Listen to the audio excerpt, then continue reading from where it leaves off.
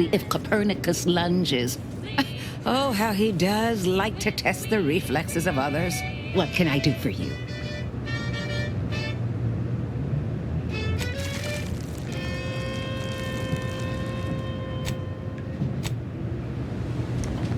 And now, a word from our sponsors.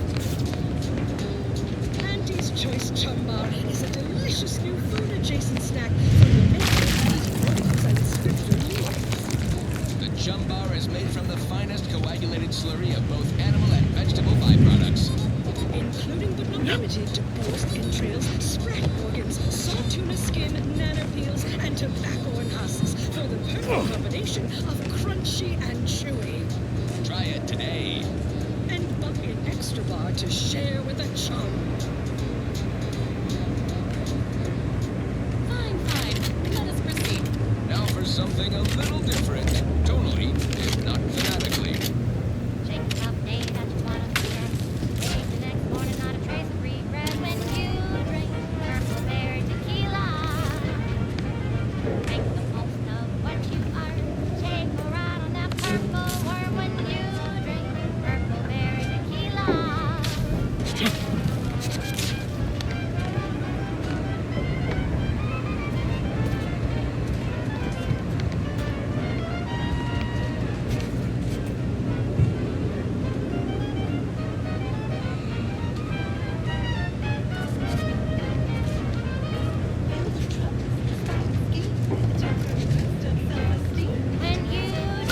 Purple Berry Tequila.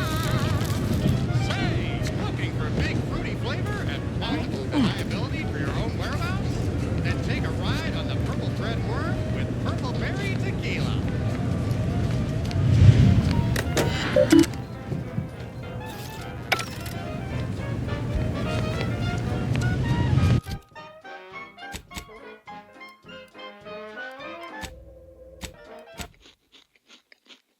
Very well. It's Red Cloak's turn in the Loyalizer. Lower middle managers, strap her in. No need. I'll enter your crude machine willingly and without trepidation. The eyes of my neighbors and our benevolent sovereign are upon me, lending me strength. We'll just see about that, Red Cloak. Go on, get in there. Remember to keep your arms and legs inside the Loyalizer at all times. Engage the transducers. Loyalization settings at 210%. And so our hero Red Cloak faces her greatest challenge yet, locked in a chamber of consumerist horrors. Will the brand Loyalizer shake her faith in the paradigm? Of course not. Who would even entertain such a thought? A dramatic escape is afoot in the next episode of I, Red Cloak. It's obligatory listening wireless entertainment. Such an inspiring broadcast. On to other things. Next up, music to invigorate your mind so you can serve the greater good at a brisk pace with a true adherence zeal.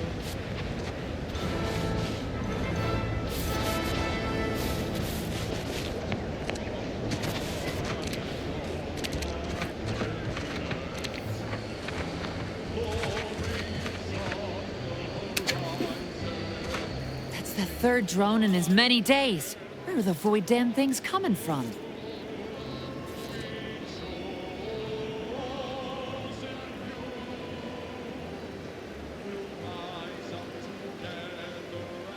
Not likely. I've been keeping my lamps open for these things ever since they started attacking. But thanks for the concern all the same. Of course, we could have staunched the flow of drones by now if Officer Carr dispatched another patrol, as I requested. But no such luck.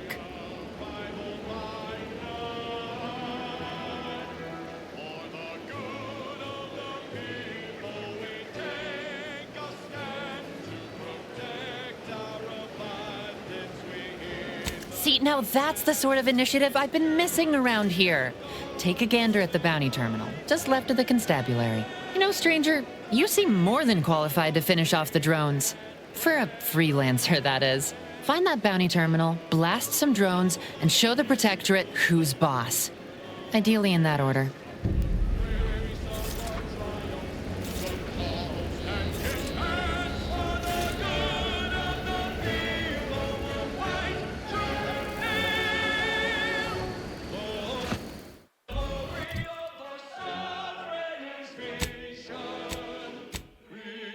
peppy. Please consult your employee handbook to determine if dancing is presently allowed.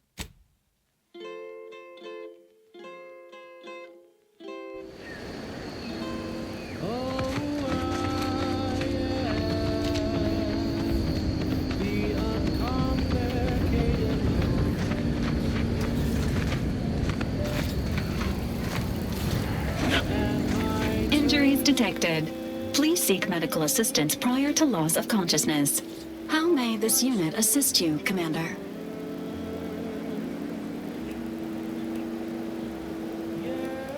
Paradise Island is a sparsely populated landmass located off the west coast of Eden's primary continent.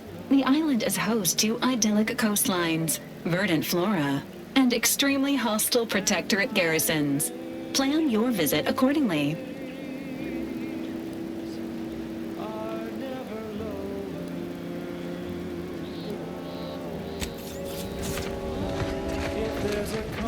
Gonna need a big slogan for all these orders.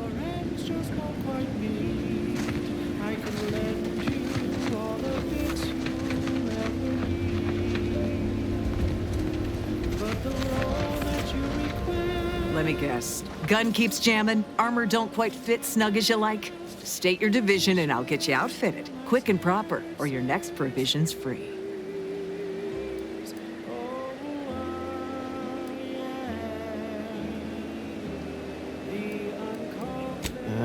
If you're not with a specific division, I'm supposed to take down a name before offering my wares. I'll just make it up for expediency's sake. All bits spend the same to me. As Chief Replenishment Officer, it's my privileged duty to furnish our brave troops with all of their wartime essentials. You could say I put the ration in liberation. Tell me what you need, and I'll do my ample best to supply you.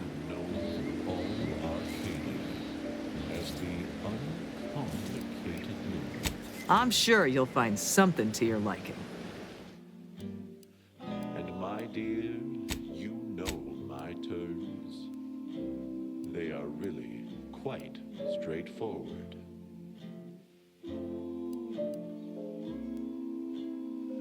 Oh yes, everybody knows that I am indeed the uncomplicated loner.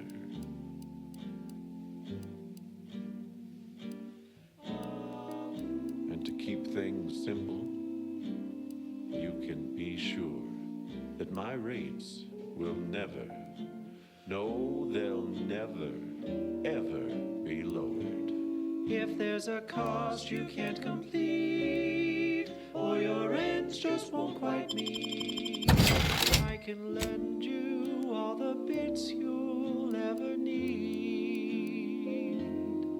But the loan that you request includes compound interest, in addition to my standard service fees. Oh, I am the uncomplicated loner. Uncomplicated loner. And my terms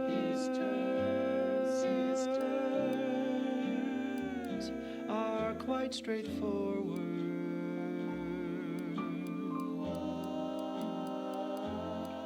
Though my deals aren't quid pro quo and my interest rates aren't low, I'll be keeping track till you pay back every single bit you owe. 'Cause I am the uncomplicated loner.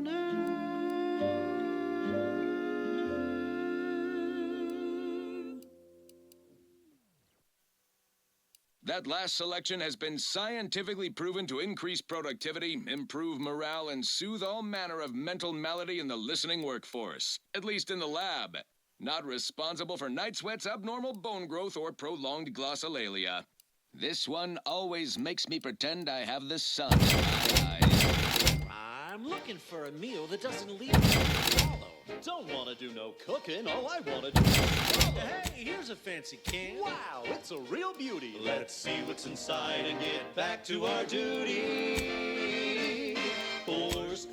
oh Borstwurst, it's not the worst unless it's Borstwurst, Borstwurst, oh Borstwurst. Grab a can today. Tongues to sweetmeats, lungs to hearts. They use all the tastiest parts. Ears to hocks and rears to tits. Efficient meals means we make more bits. Borstwurst, oh Borstwurst, it's not the worst unless it's Borstwurst, Borstwurst, oh Borstwurst. Yeah, you'd be back. What do you need this time? Good eye. Though I'd say they're better than nice. Got more armor than a hammerclaw, but better flight handling than the old clunkers we used to stock. If things had turned out differently, it might be someone else standing here, while I'd be off piloting one of those beauties.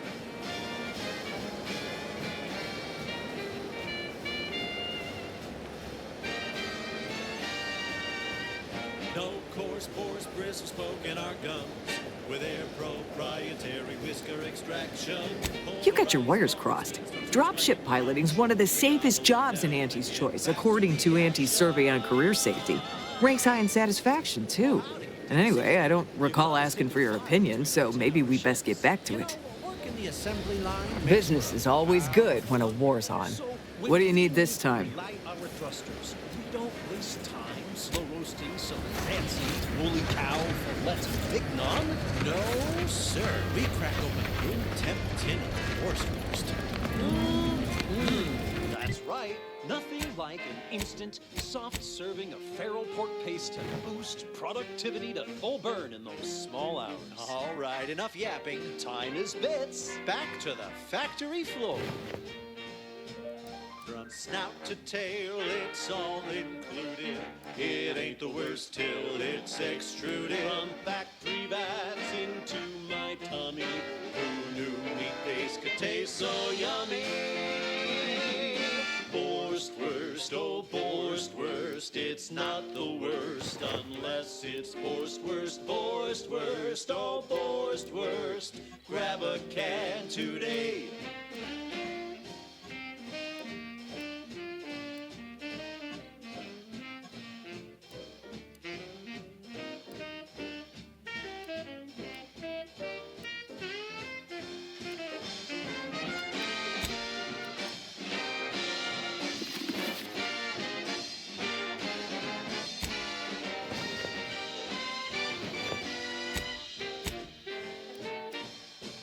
Don't be a shirker. Don't be a slob. Grab a can and get back on the job with Borstwurst. Borstwurst. It's not the worst unless it's Borstwurst. Inspiring sponsored content that will boost you to the top rung, plus all the news that's fit for listening. This is Wireless Free Arcadia.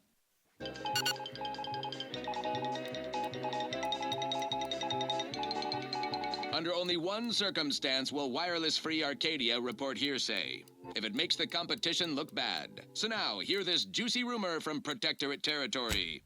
Frontline Scuttlebutt has it the Sovereign is missing in action. He's supposedly their great thought leader, yet he has disappeared from public view, seen in neither moon nor station. What's the story here? We see Auntie all the livelong day, cutting deals, driving profits. And the Protectorate's console has been the life of their joyless shindig lately. Quite the go-getter. He's supposed to be the Sovereign's top VP, his muscle. Seems highly involved in their whole totalitarian operation. The Sentinels, their secret police, reportedly answered to him. Makes you wonder if the console is really running the show. Who knows? We have all the jigsaw pieces, but no puzzle. When we do suss out the real story, you will be the first to know. Now, on to other things. This is for anyone out there who just lost out on a big promotion. Keep your chin up. Next time.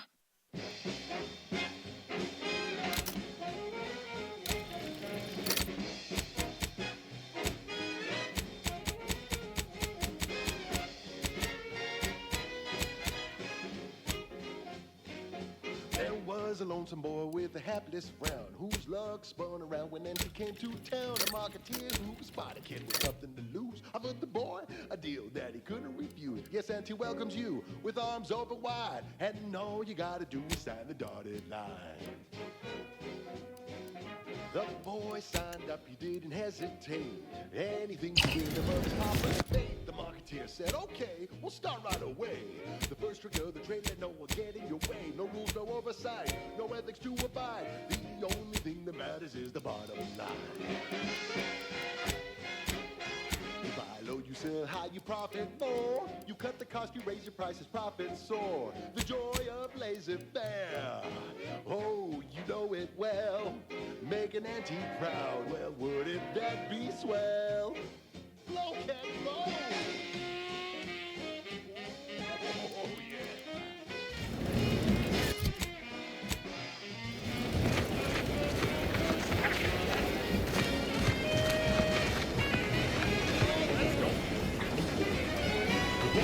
Oh, he was high, and what you better say was a drop on mine, was a natural, and he quickly learned to make it I deal without checking bird. He was a true hero, and he quickly rose. When you do your business, raise a third, and everything goes. Load you sell high, you profit more. You cut the cost, you raise your prices, profits soar. And the joy of laissez-faire, oh, you know it well.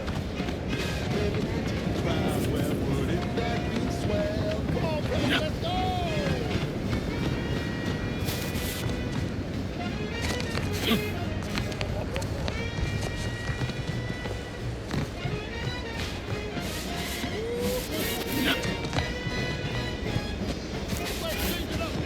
Now here's a man with a charming smile, style, the perfect poster boy. Oh, can't you see? Yes, he's a tribute to Auntie Family. I never worked for him, let me work for you. You could be the next Auntie Family. You buy those you sell, how you profit more. You cut the cost, you raise your prices, profit soar. The joy of laissez-faire, oh, you know it well. Make an auntie proud, well, wouldn't that be swell? Come on, let's go one more time. Oh, let's go!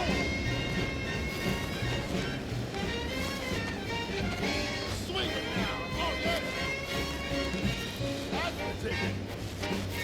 You buy low, you sell high, you profit more. You cut the cost, you raise your prices, profit soar. The joy of laissez-faire, oh, you know it well. Make an auntie proud, well, wouldn't that be swell? Make an auntie proud, well, wouldn't that be swell? Make an auntie proud, well, wouldn't that be swell? Yeah!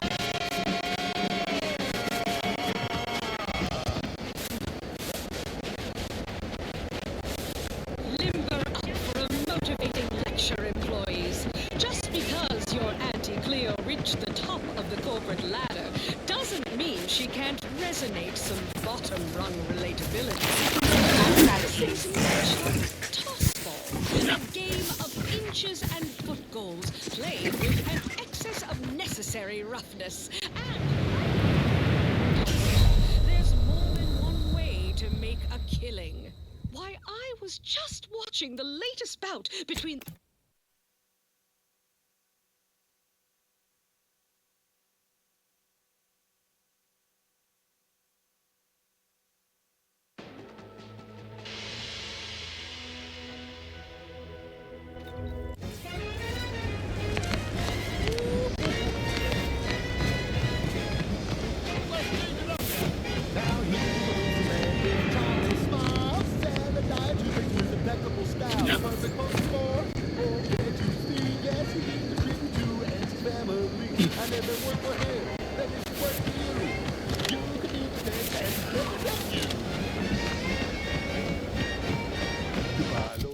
How you profit more? You cut the cost, you raise your prices, profits soar. The joy of laissez-faire, oh, you know it well. Make an auntie proud, well, wouldn't that be swell? Come on, cats, let's go one more time.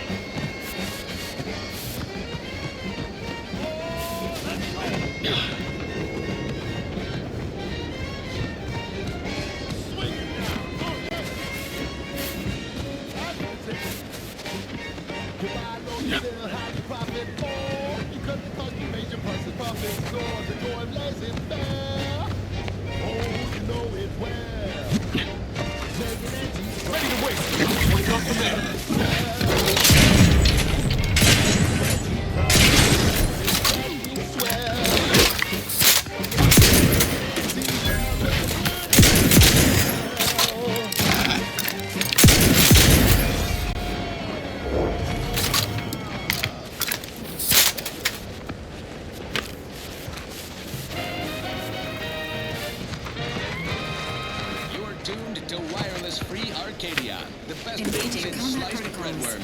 Now with 110% more music, entertainment, news, and product placement.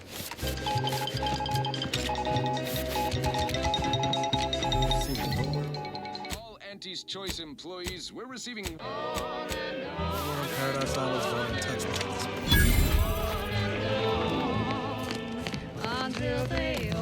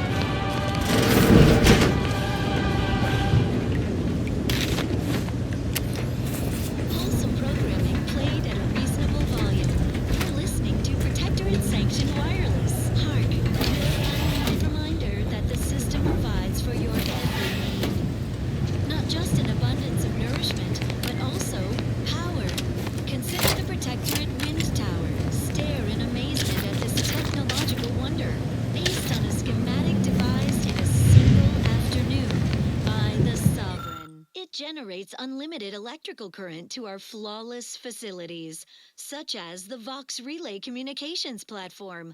Far more energy than the Vox requires, much is held in reserve. How foolish of the corporatist invaders to think they stand a chance against such technology.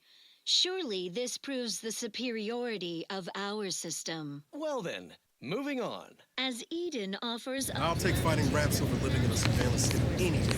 Our station presents a profusion of pleasing melodies, like this one.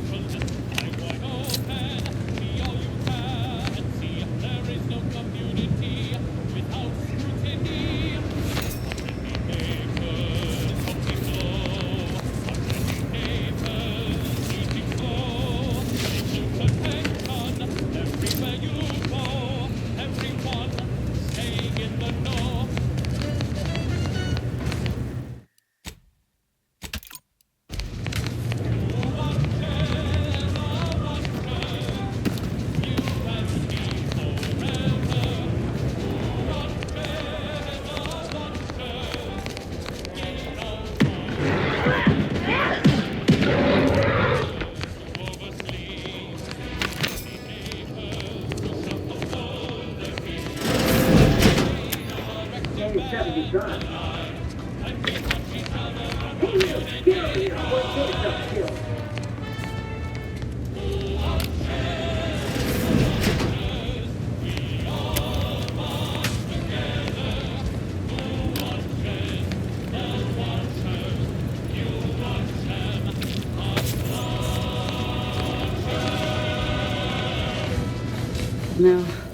you ain't got what I need. And you can't come stumbling around here looking like prey.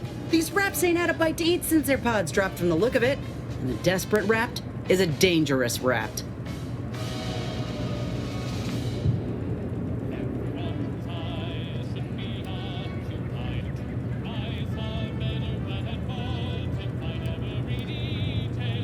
If the occasion calls for it.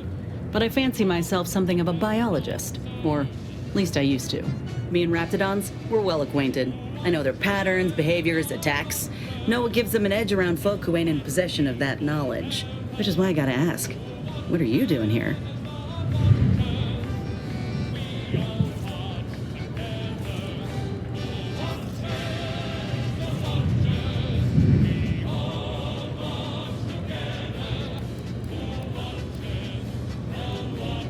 Cute. Though I did come here for another job, it's true. I'm Inez Silung, Auntie's choice, former combat medic in the Enhanced Soldier Division. Now, menial troubleshooter. Minister Milver Street of Fairfield sent me here to retrieve some information. Not my most exciting assignment, but suppose we can't expect much with the stalemate on this island. I'll admit I was eager for some good hunting around here. My arm, my graft, needs some bolstering. But if the raps here are as weak as this one, it won't help me none.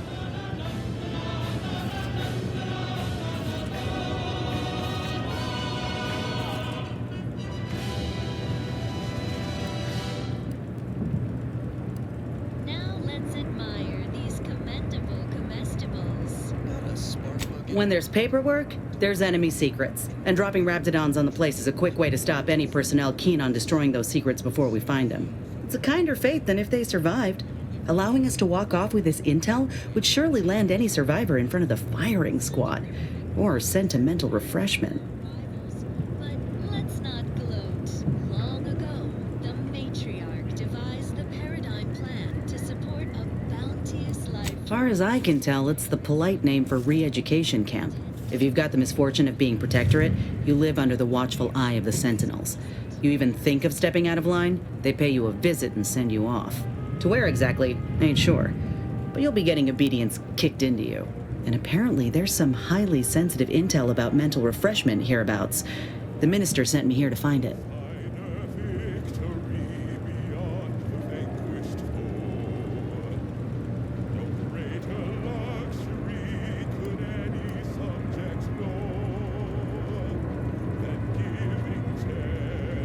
If you had, you'd know. Unless you're accustomed to seeing folk roaming around with exposed muscle fibers or stunted extra limbs on their backs.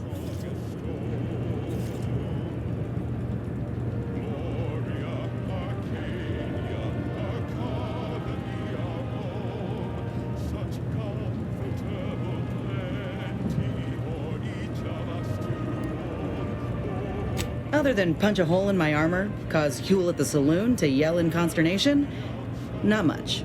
At present. I'm considered a liability. My graph's all wrong. Most everyone else who got one passed or became permanently incapacitated. So they shuttered the program. It was a total failure. Everyone in Fairfield reckons my time will come soon too. But I'm still mostly upright. For now.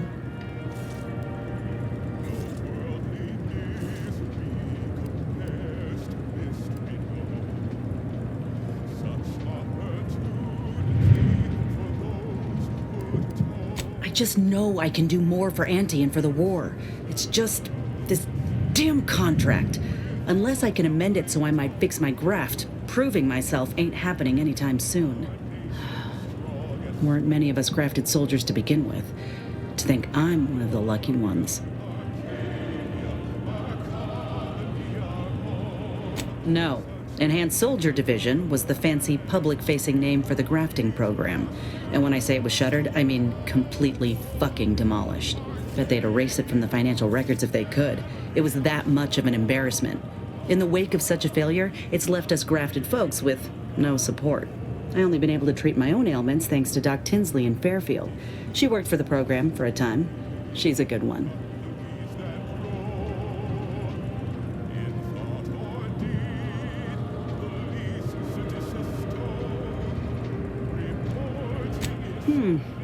She's bound by contract to work on whatever task Fairfield's illustrious leader set her to, nothing else. But she also ain't quite got the hang of the employment thing.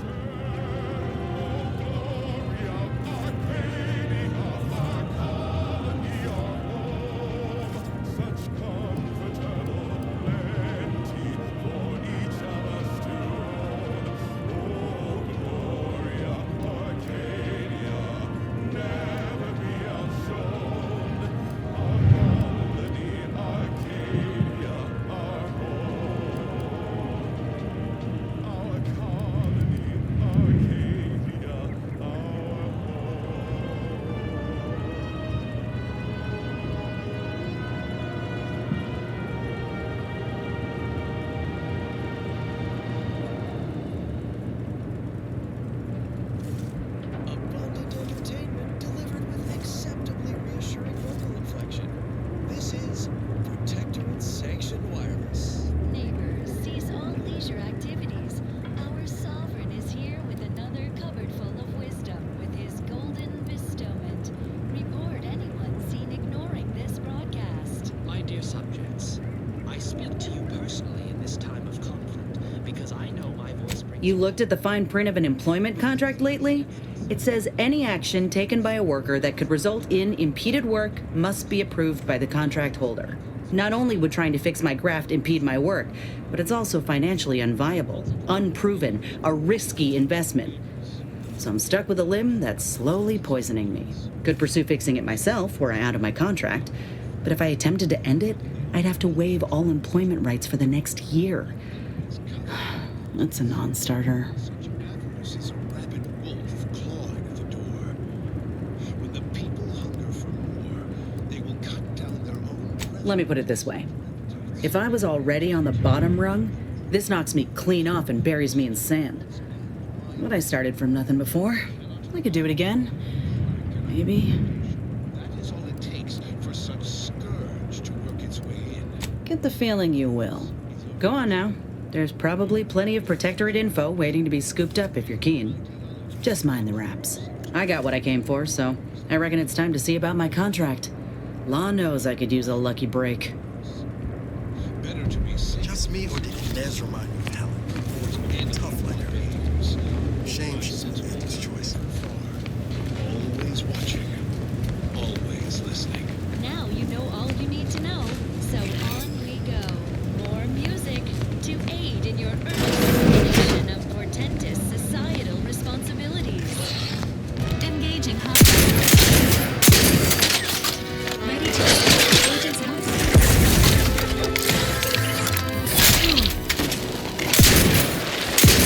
The outside tries its best to disrupt us. The sentinel will always be calling. It's a blessing for us here, but a curse for those who near. Sending the sentinels for us all. When faithless subjects try to corrupt us, our guardians will always make them fall. The heroes of the hour, they're full of strength and power. Send in the sentinels for us all. Send them in, they will always win. Send in the sentinels for us all. La la la la la la.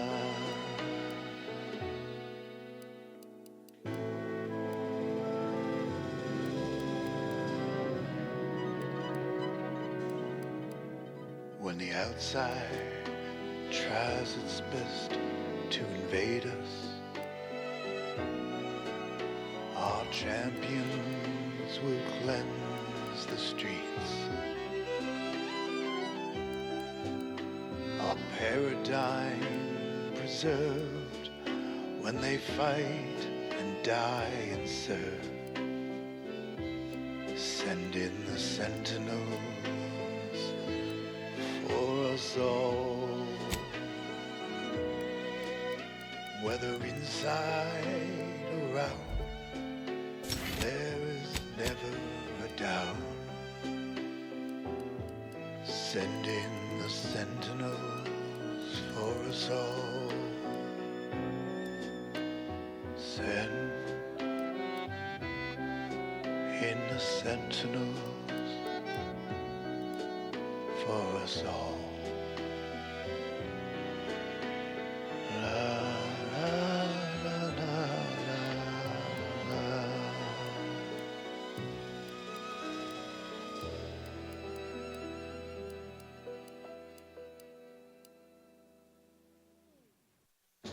Protectorate Sanctioned Wireless presents I, Red Cloak, the reassuring adventures of a mysterious sentinel who roots out the rot of dangerous thought.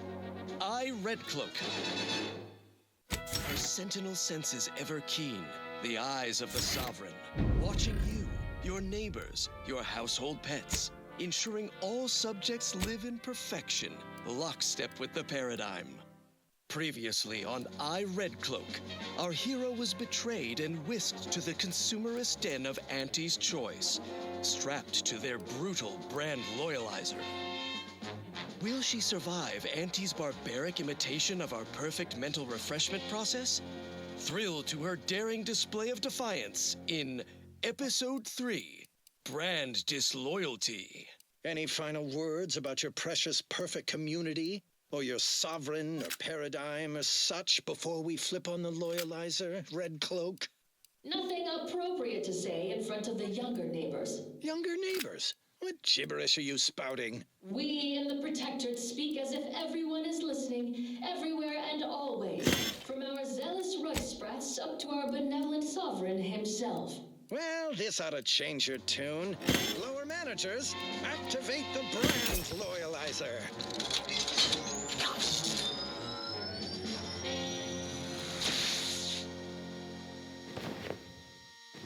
It's awful quiet in there. Shouldn't Red Cloak be screaming? I feel like she should be screaming. The machine is operational, right? Wait, are you asking me? The loyalizer should be interposing your motivationators, churning up your base emotions, resurfacing deep-rooted inadequacies. It should be smarting something fierce right now. Whatever you say. Increase the loyalizer setting to 510%.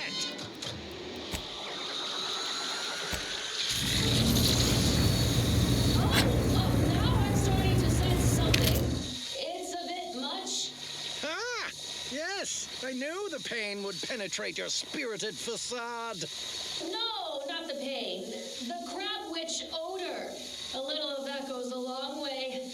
But if you breathe through your mouth, this contraption's actually kind of soothing. Does it go higher? Set to maximum loyalization. 1010%! What happened? Why'd the thing stop? Your machine tried to break me. I broke it instead. That's impossible! It was supposed to kill your impulse control. To whet a soul-gnawing appetite, you can only feed with useless goods but never satisfy. Hey, yeah, that's exactly how I feel. Have a Sprat Crisp, Red Cloak. I help. Shut up, Danny! How did you do it, Red Cloak? How did you resist the loyalizer's green galvanizers? Its temptation intensifies.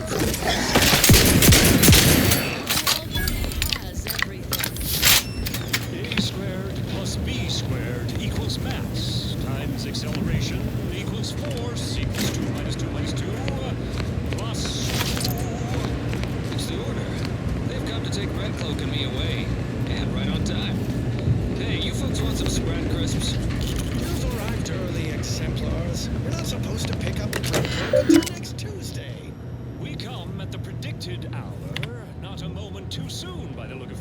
us to recover Red Cloak, unspoiled by your meddling, under our monetary agreement with Auntie herself. Hey, your spy Dunning here. I'm the one who lured Red Cloak to Auntie's clutches and brokered this deal. It's a real win-win. Big payday for Auntie's Choice, while the Order gets to study Red Cloak. See the effects of abundance on a human brain unaddled by want or overthinking. The deal is off! Red Cloak's resistance to the Loyalizer has proven the emptiness of our society. We consumerists wish to be her neighbors in the Protectorate, if you will have us. Gladly. I welcome you on behalf of the Sovereign. Zealous new neighbors in Auntie's Choice, raise your arms against these Order traitors. You cannot turn on us. It defies all logic. Equations save us. A squared plus B squared equals mass times acceleration equals force equals 2 minus 2 minus 2 plus 2. Oh no. No, no, no. I will not let you drag me back to Eden, Red Cloak. Any of your new anti-pals makes a move, you get it right between the eyes.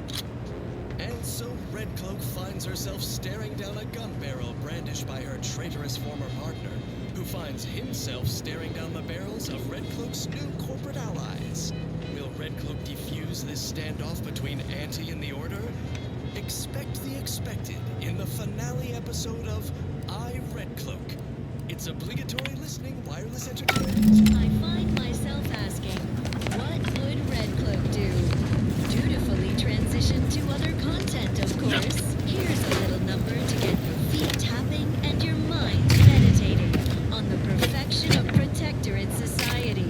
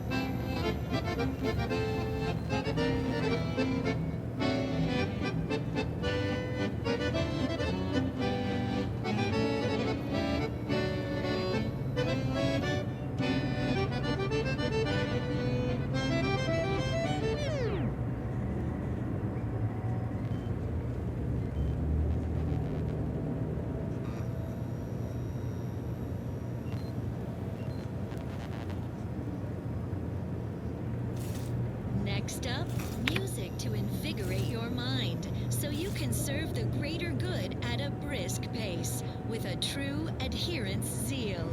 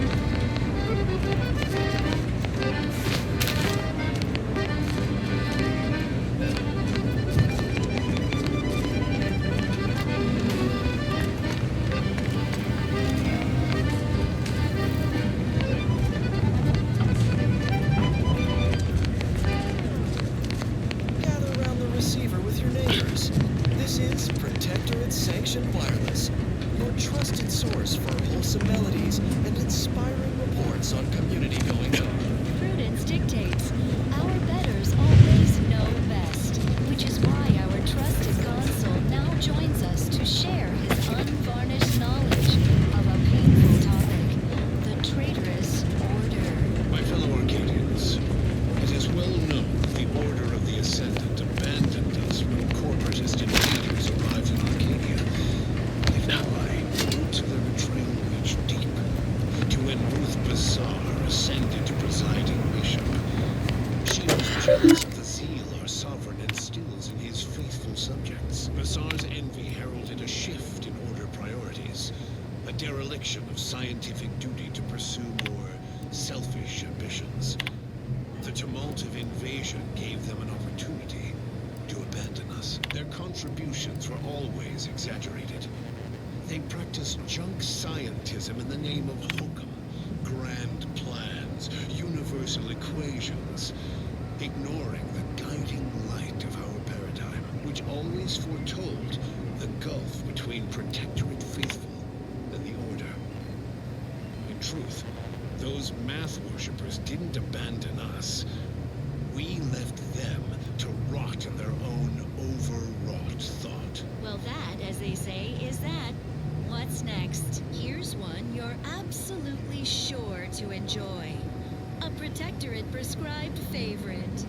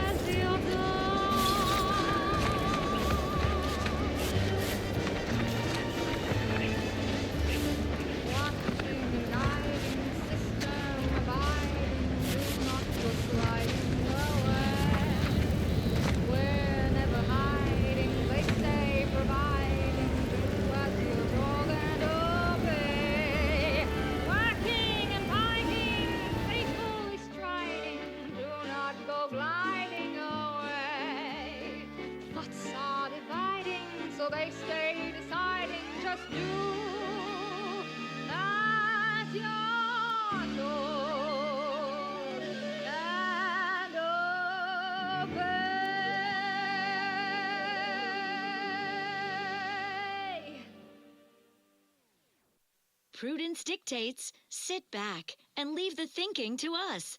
This is everyone's neighbor Prudence on Protectorate-sanctioned wireless. It is the duty of every Protectorate subject to ensure they are operating at peak efficiency at all times. The paradigm requires it.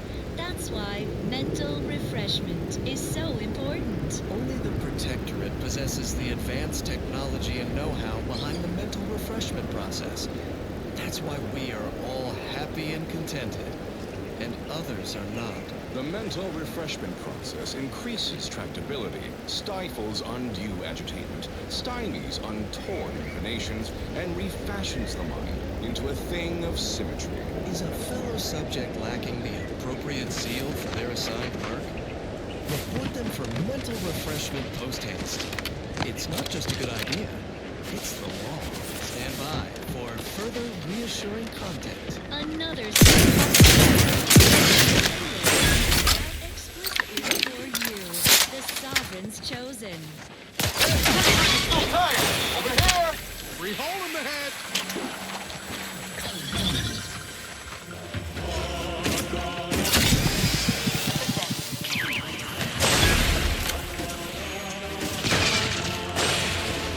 Entering a confrontational state.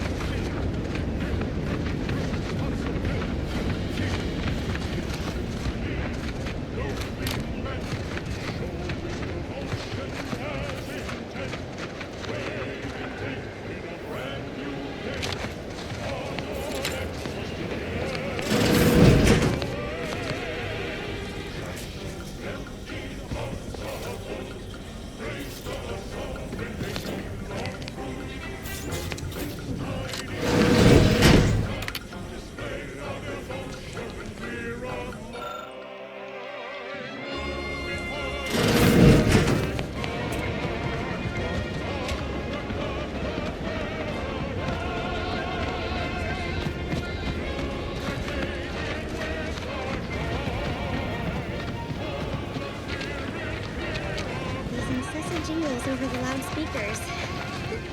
Do they ever cease? Nope. That's probably your retreat.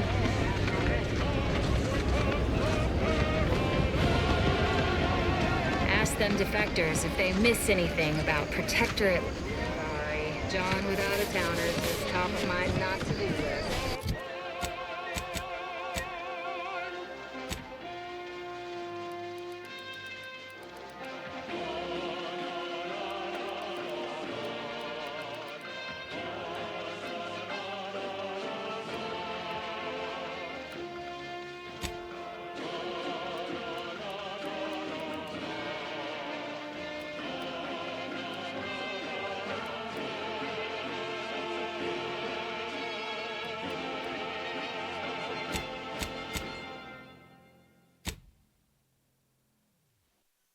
Next, a small sampling of Protectorate abundance. Every cog requires routine lubrication. Stave off wear and tear with your regular allotment of Moderation Vodka. It's the perfect libation to imbibe in celebration of daily service done well. Moderation Vodka, distilled with zeal. Well, that was thoroughly enriching. Let's continue. The following song was composed, performed, and recorded under the explicit direction of the Sovereign, and as such reflects his excessively high standards.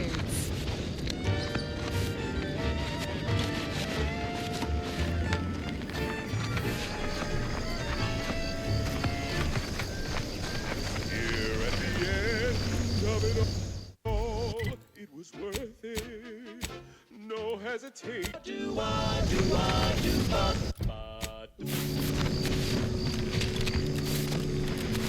The flavor that lasts and the taste you can't top. From that first smooth inhale to the very last. Try bubblegum slims. Try bubblegum slims. Rich tobacco, sweet at the end. What more could you want? A smoky, sugary blend. Try bubblegum slims. Try bubblegum slims. It's the long slim smoke with the bubblegum filter. It's 2 treats in one. A double thriller. So make your mouth happy while your satisfaction doubles. No boring old smoke rings. You'll be blowing smoke bubbles. Ba-do-ba-ba. At home or at work, By the pack or the case. It's the bubbly perk that will pick up your pace. It's bubblegum slims. Try bubblegum slims today. Ba-do-wop, ba-yada-ba, ba-do-bop. Do-wop, ba-yada-da-da-da-do. Ba-do-ba-do-ba-do-wop, do-bop, bop, bop, bop. Do-do-do, ba-do-ya, ba-ba-do-ba-do-wop, bop.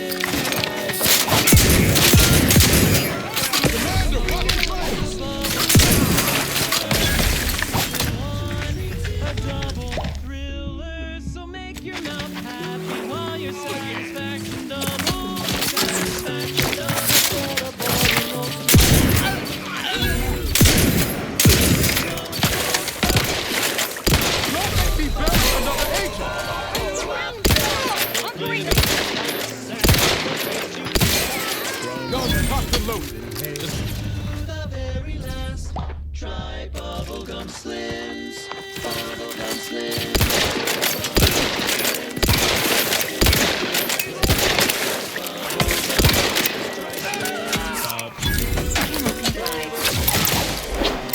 I'm the one you need to worry about. Look at a few corpses.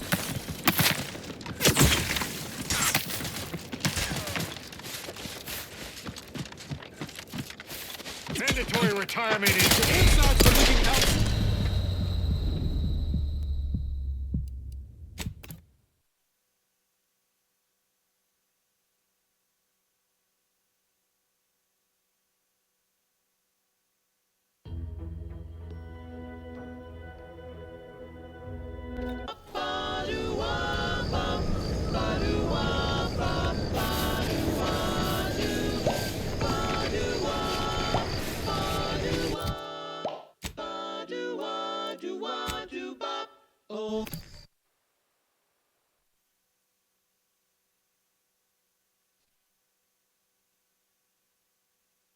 Bubblegum, bubblegum, bubblegum, bubblegum, bubblegum,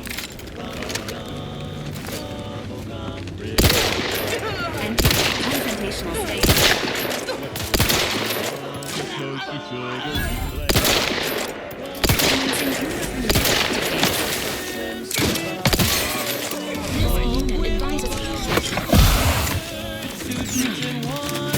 A double thriller, so make your mouth happy while your satisfaction doubles. Satisfaction doubles. Instead of boring old smoke rings. Ooh.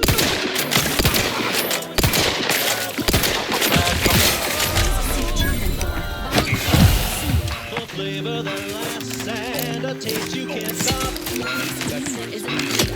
To the best. Try bubblegum slims.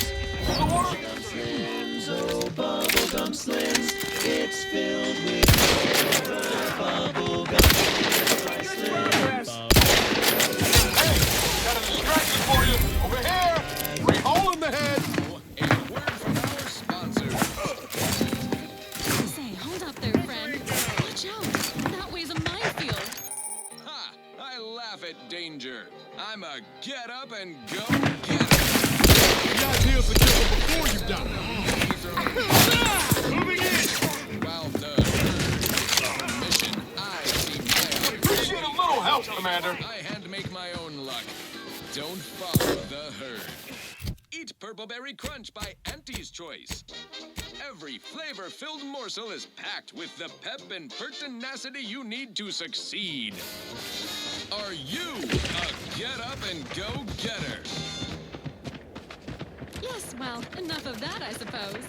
Next up, something reasonably please consult your employee handbook. Is a special selection from Auntie the Musical, the all-singing dramatization of Auntie's inspirational work. The other day, I stumbled into a lifelong list on the ACS Undisputed Classic. And who did I see running with me? The self-made market legend herself. Quit yourself. Slayer of unlucrative bureaucracy. Highest rung on our great new meritocracy. Do you have my back? I saw my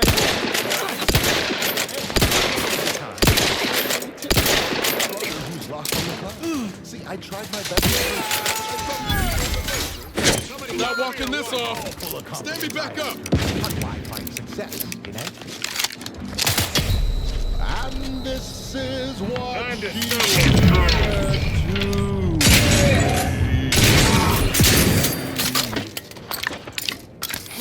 The old corporate thinking will only lead to sinking. And listen, child, and take it straight from me. This colonel it makes you 110% everything you ever hoped to be. Dispensing luxury.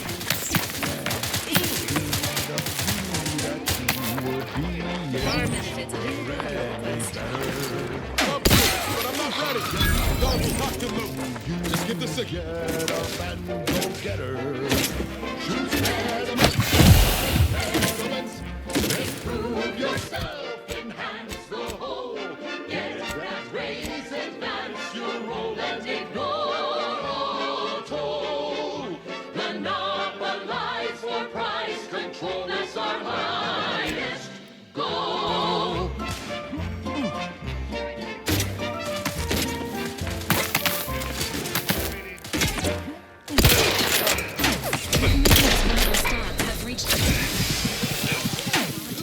Emergency protocols unready.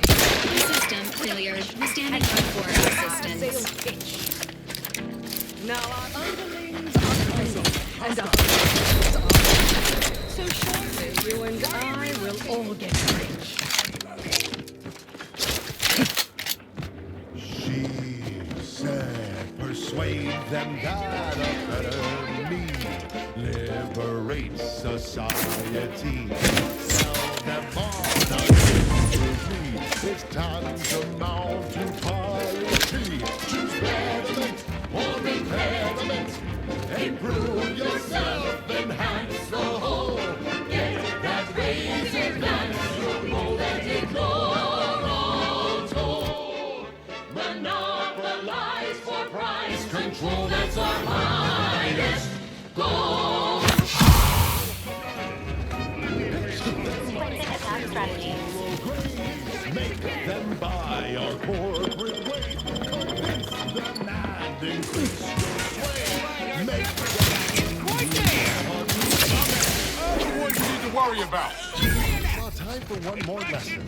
So I shot her one last time. I said, but I worry about reprisals when dealing with my instinctive backburns. She said, If all else fails, kill the bastards. They're playing checkers. You're playing chess. They think you'll retreat, but that's when you press. Mandatory retirement is retard. Trigger finger still Resuming hostilities. do what you can and do what you must to get far ahead, but never get caught. Do what you must and do what you can. Ignore all the rules and never get caught. Never get caught. Never get caught. Never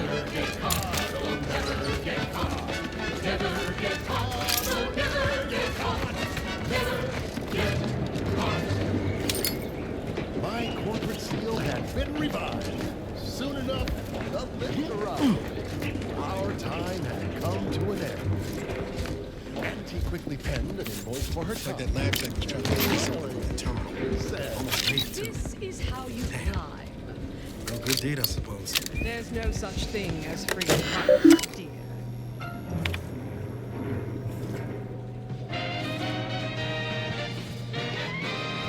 You're listening to Wireless Free Arcadia for music, entertainment, and the latest from the front lines. Sponsored by Auntie's Choice, improving lives through unfettered free trade and unbridled self-betterment.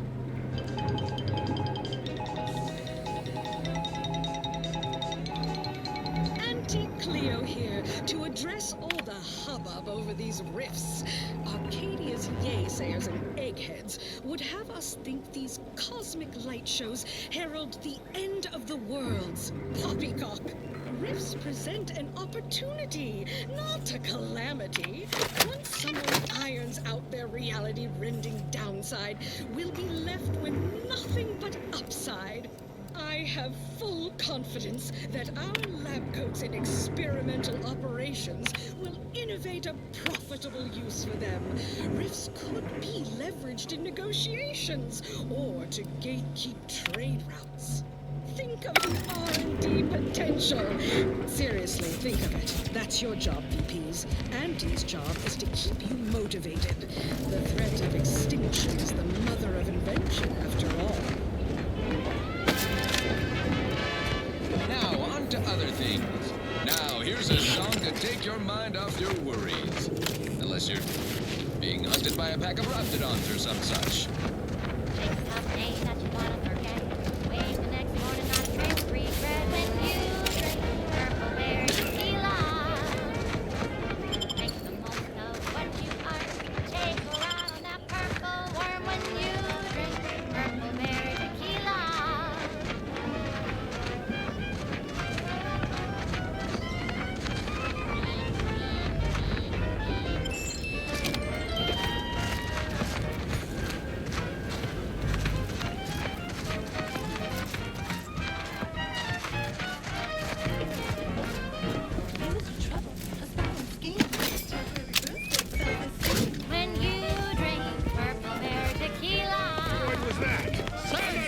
Fruity flavor and plausible deniability for your own whereabouts? Then take a ride on the Purple Bread Worm with Purple Berry Tequila.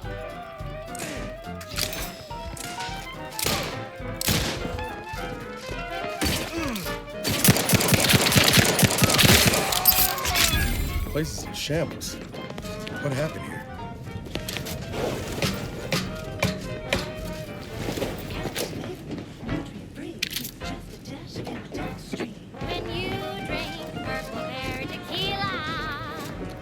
It's loaded with additives and preservatives, made with 100% real artificial purple coloring.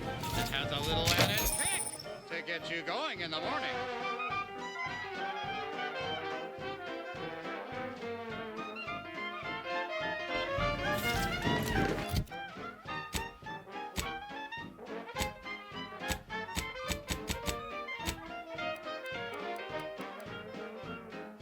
Hurry now, don't wait your turn. Just take a ride on the Purple Worm. When you drink Purple Berry Tequila.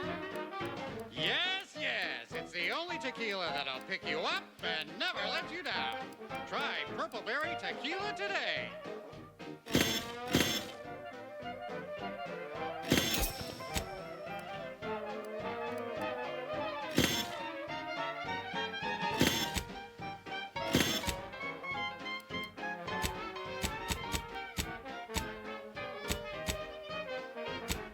Shake a tough day that you wanna forget. Wake the next morning, not a trace of regret when you drink Purple Berry Tequila. Make the most of what you are. Take a ride on that purple worm when you drink Purple Berry Tequila.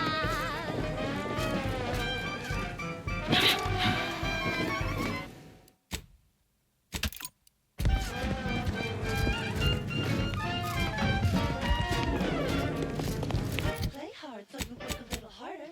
Sobriety won't make you any smarter. So have another Purple Berry, have another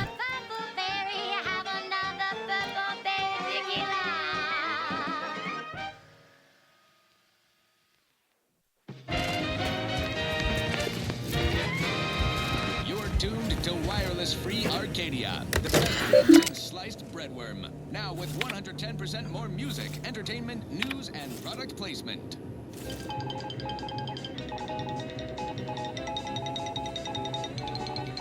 Under only one circumstance will wireless-free Arcadia report hearsay.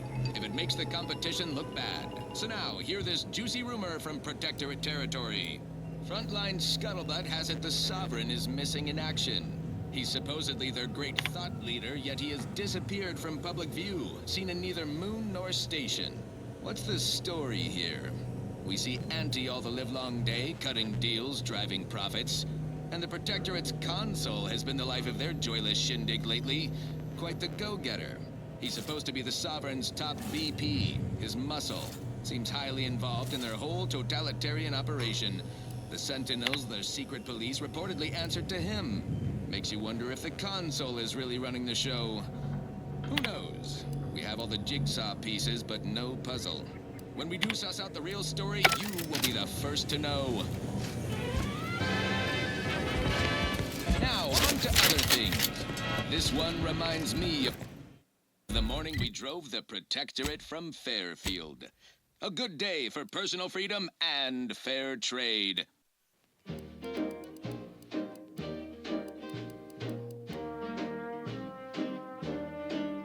I'm yearning and yearning for you. My heart and revenue. Efficiency at all times.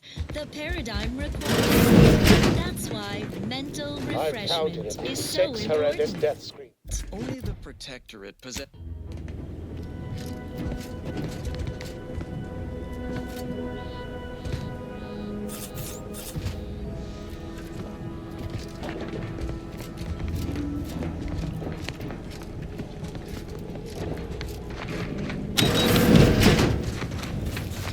You there?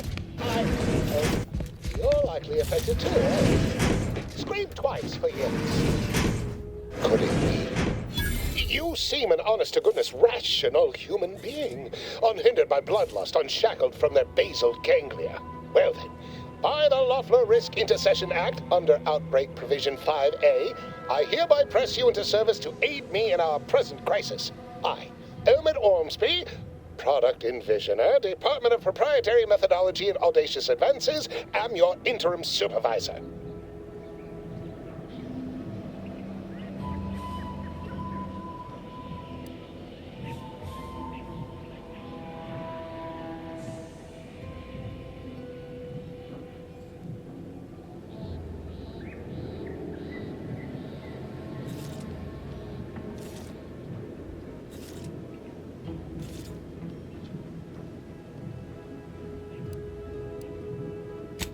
All that pleading and the like. Yes. Well, it's only my second time trapped in a laboratory basement, and I do admit, I did panic just a little.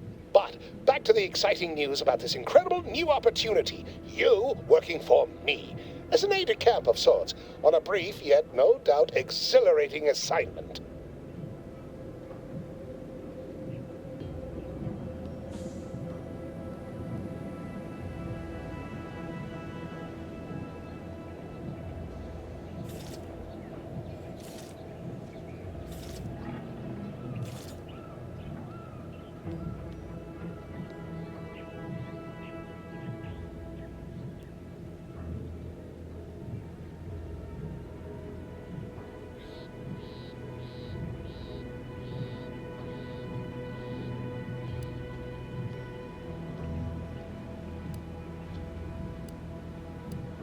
Whole thing was ghastly.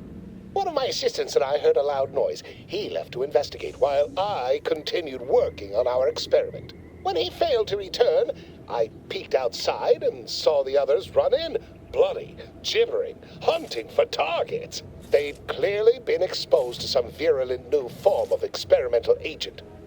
I ran back and locked myself in this test chamber to avoid contamination.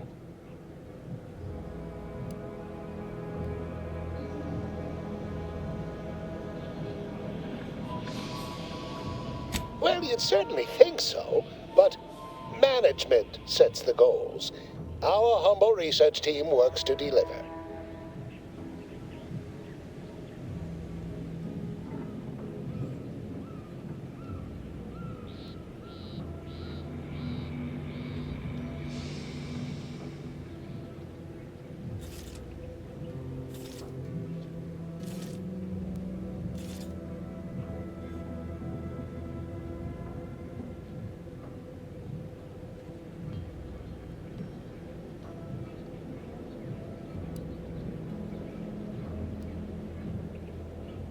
Our lab had been researching the red spores that grow nearby to see if they might contribute to future Auntie's Choice products.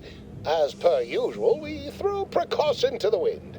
A local spore sample interacted with a wonderfully preservative-rich diet of Auntie's Choice personnel, inadvertently leading to a chance reaction causing profound irritability. To a somewhat homicidal degree, it would seem to appear.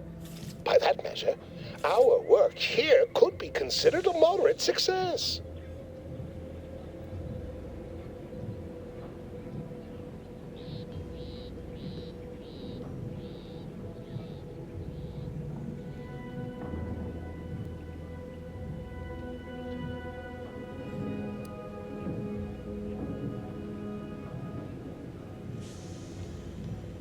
Well, of course. Succeeding in a haphazard fashion is one of the first courses taught to Auntie's Choice students in any field.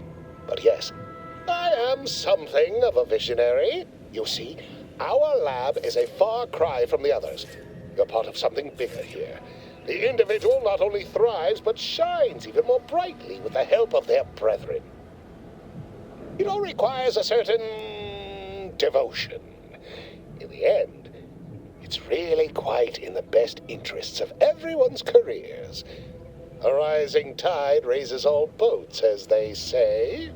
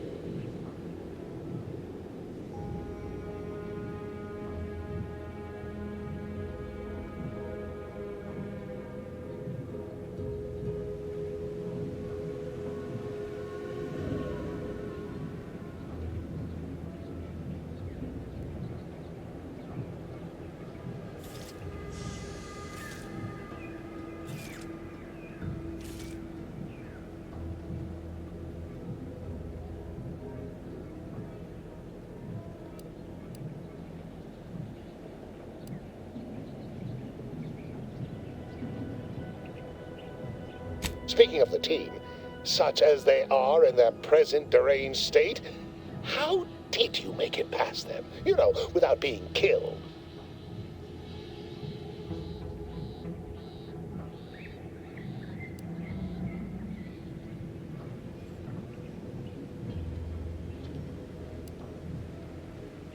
Aha, thought so. Sometimes with screaming, it can be difficult to discern intent, like, I'm being killed, can be so close to, I'm running amok. Shame. The staff and I all had such good chemistry together. Suppose it couldn't be helped, though. What matters most is getting out of here alive, saving our researchers a close second, and curing my remaining colleagues a firm third.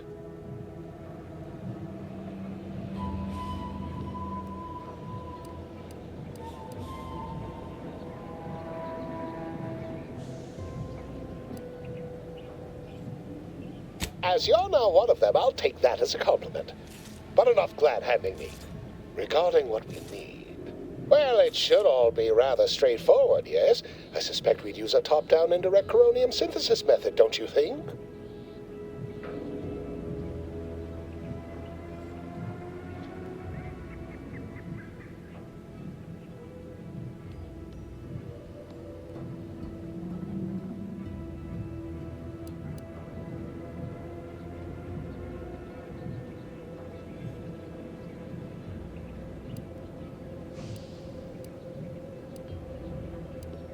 Oh dear. It's occurred to me this might benefit to some extent from medical training. Are you perhaps someone well versed with pharmacological matters?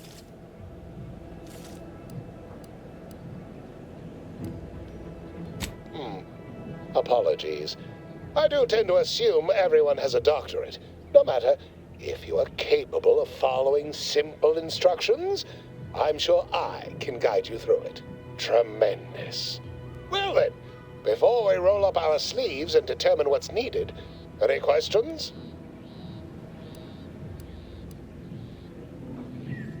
Oh, my favorite topic. By all means, fire away.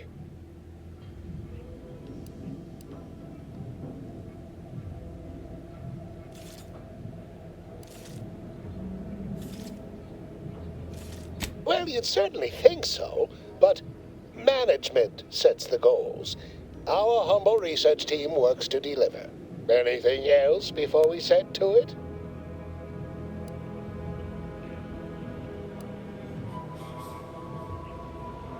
Yes, the Protectorate formerly utilized it for seed storage or something equally prosaic. Nothing as provocative as groundbreaking research. But as much as I'd love to natter on, we probably ought to get matters underway.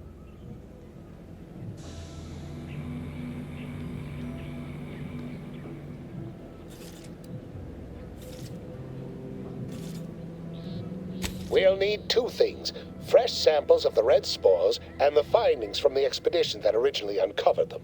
After that, an antidote should be possible in relatively short order, with your skilled assistance, of course.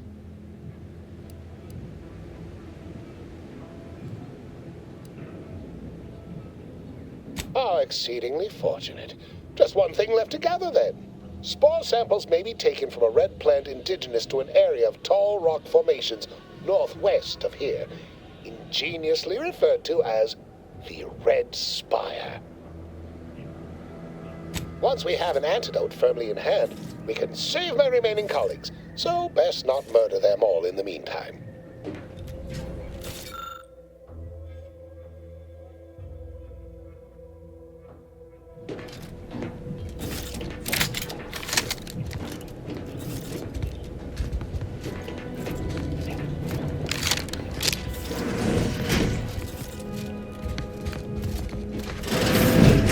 Auntie's choice. Moving fast and breaking things.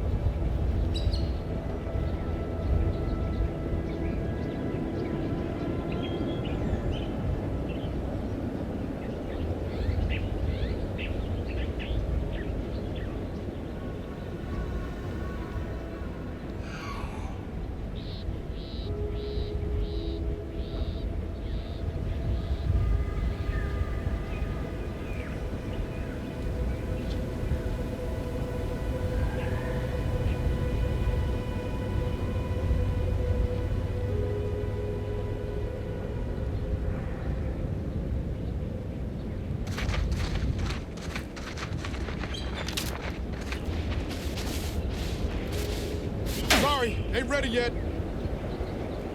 Enthusiastically picking up.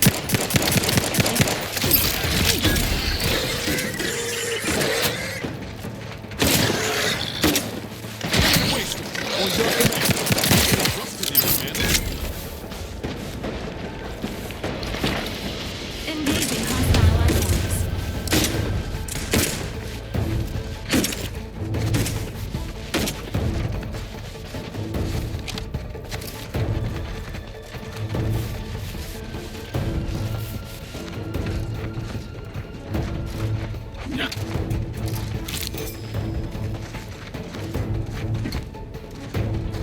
Emergency protocols ready. Goodwin here. Field report update. We are approaching the Raptidon Den. These beasts have exhibited excessive irritability as of late. We endeavor to determine why. Surely the red spores aren't to blame. Windborne spores lack the catalytic agent of our food additives. Only way to be certain is to gather a stool sample. Simple enough. A routine task for the Audacious Advances field team. Quiet now as we approach the rap's nest. Certainly the spirited variety will offer... Oh, no! Oh, okay. We need to run now!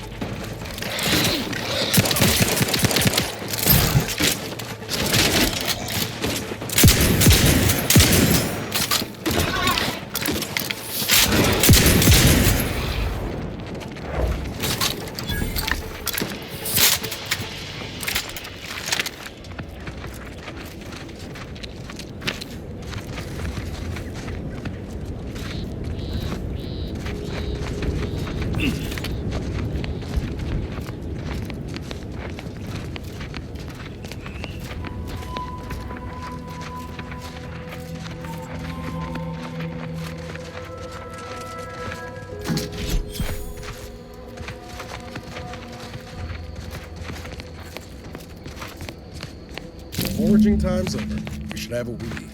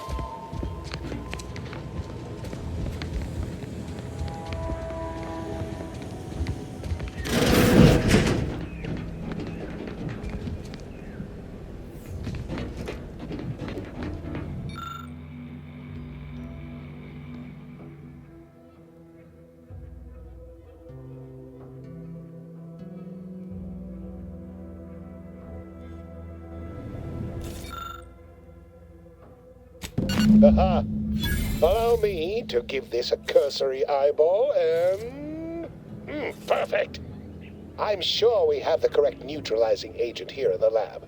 I'll nose out the exact compound within our chemical reserves in 2 shakes of a rat's tail.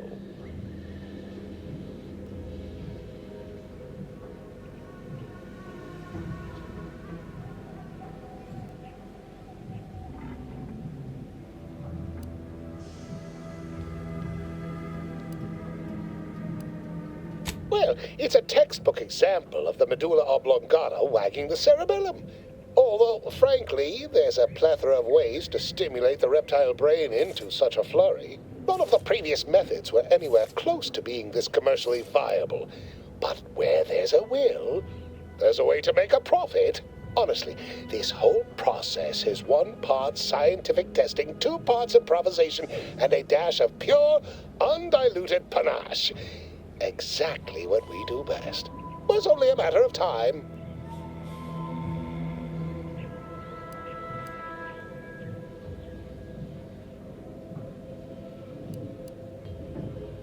Normally, I'd say perfection can't be hurried, but... there. I have determined the ideal counteragent. Here you are. Place it and the spore samples into that synthesizer. Enable the device and it will beget a working antidote momentarily. Return with it directly as soon as it does, if you please.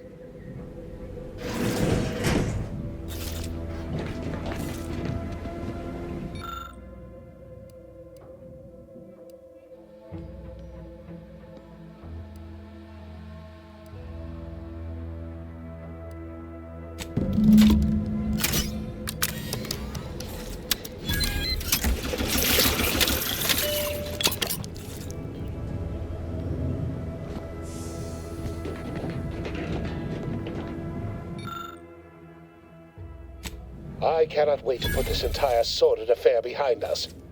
Though in the end, this should turn out to be quite a lucrative day. I saw you working the chemical synthesizer.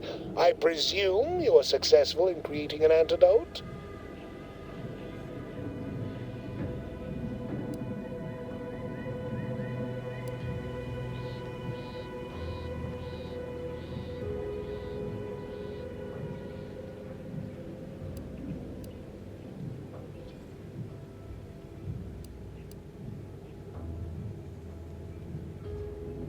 Oh, please.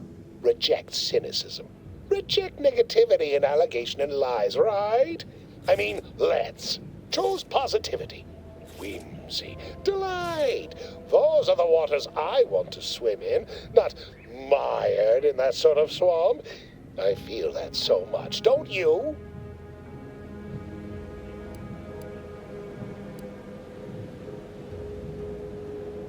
Well, sometimes sharing the benefits of research also means apportioning some degree of the danger, offsetting accountability to others, sharing the blame.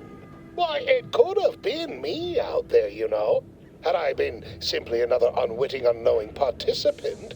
Thankfully, I benefited by having advanced knowledge of what might occur, and safely situated myself here.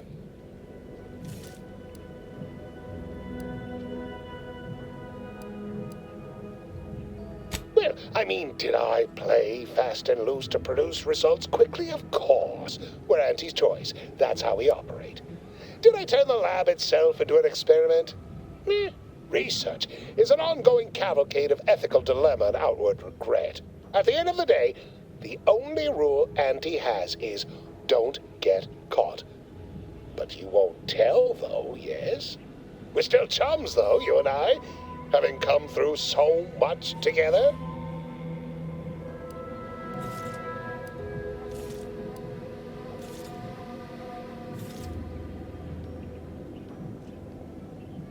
Nice try. But you don't possess nearly the negotiating power you might suspect. Not when I can simply bide my time and wait for another gormless dunderhead to stumble by. Why, let that thick-headed boob amble off with your reward. Not budging? Oh, all right. I suppose I'd be willing to throw in a little extra as a merit bonus for your superlative performance.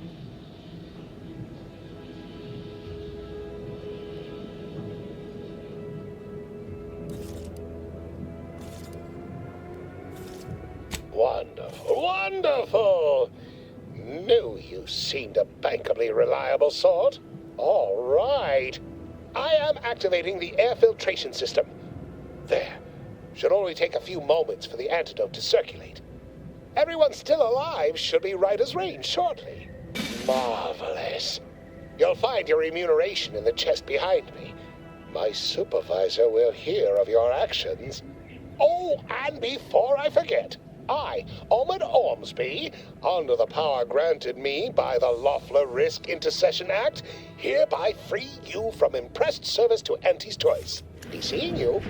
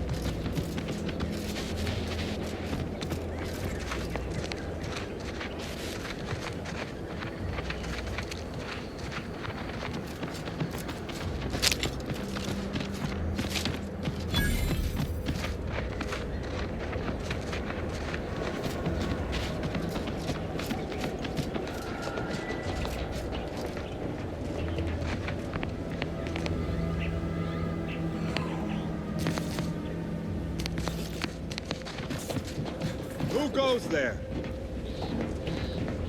By orders of Marshal Donaldson, no one comes or goes to the Automech Repair Center without approval. What's your business here?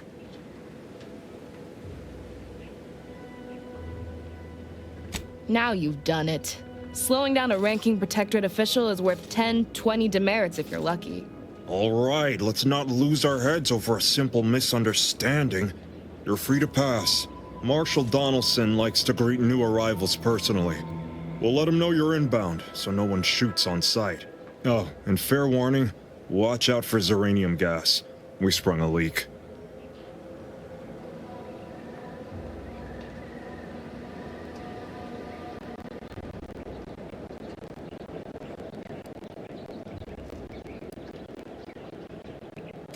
Nothing too bad. Aside from the headaches, nightmares, missing teeth, and headaches.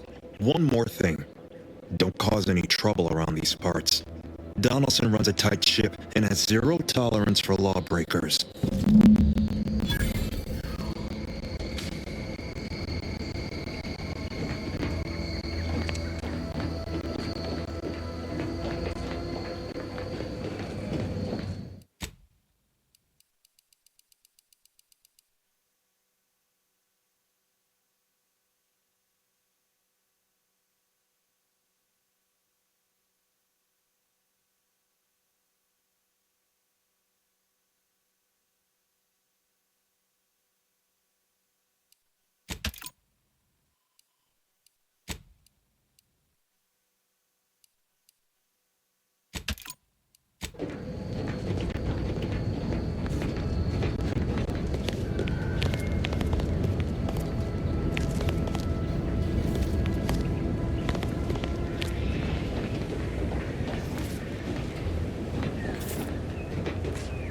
Prudence dictates we cherish all we have and defend it. Outsider.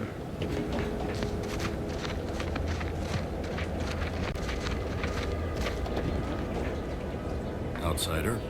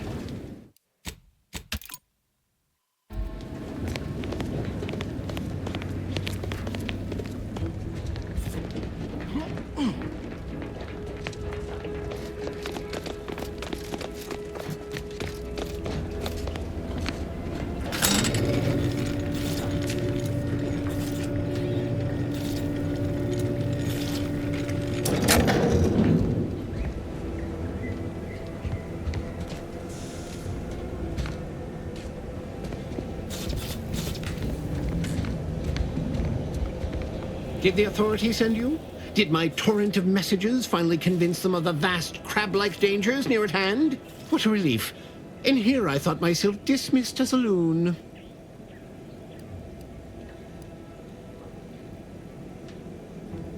Good. Then it's not too late for you to turn back. You must have spied those nefarious crabbles, roiling, rippling, bubbling, and churning out in the water. No one at the facility believes me, but I've seen it with my own eyes. Crabble numbers have swelled as they gather to defy us. A consortium, nay, an army.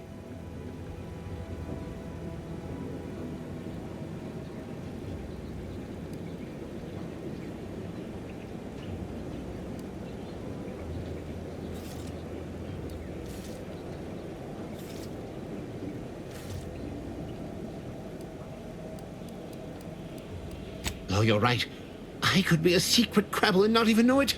Crabbles are the bane of Arcadia. Strong, intelligent, and superior to us in every way.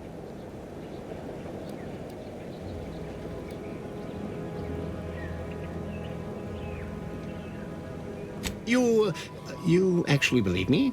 No, stranger. Thank you. With your confidence and support, I believe the Crabble threat can and will be defeated. Remain strong, and together we will outlast the Crabble!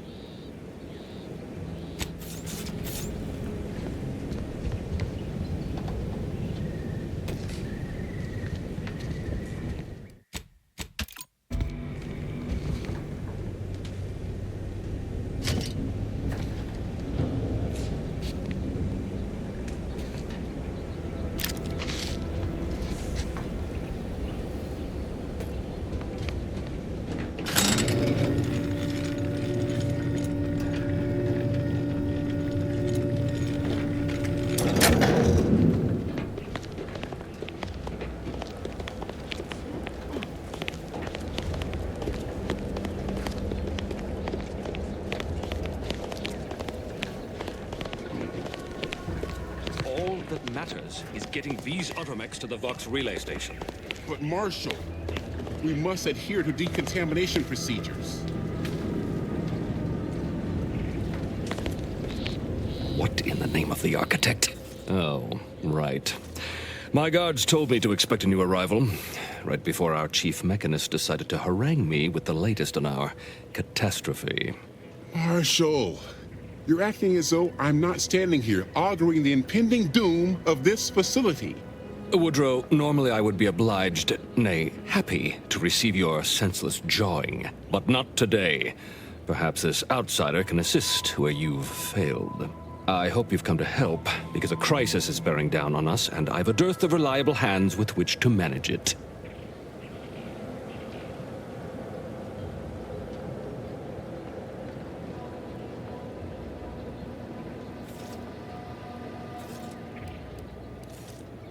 Well, prepare to be disappointed.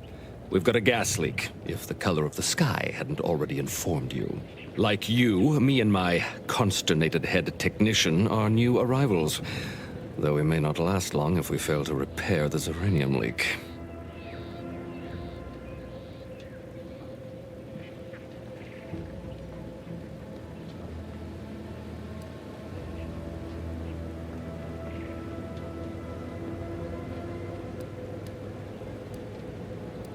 Ah, that's where you're in luck. Thanks to our resident uranium scientist, no one needs to die, perish, or suffer any injuries, grievous or otherwise. The Vox relay station needs our Automex. But until that leak is fixed, this facility is a target for the sport of Anti's armaments. Delphinia Bryant is working on a prototype uranium shield. Whoever uses it will be less disposable and more useful to the Protectorate.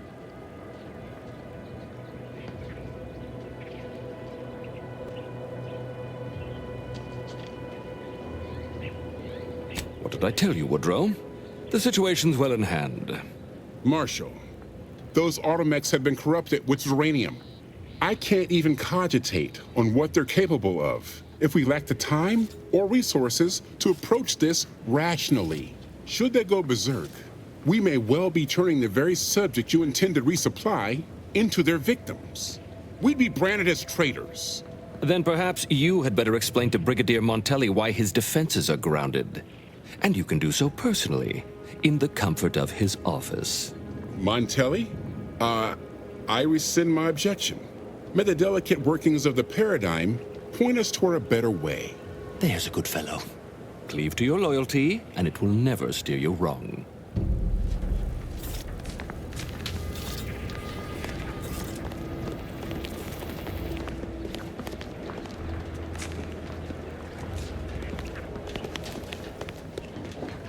Stay true, outsider.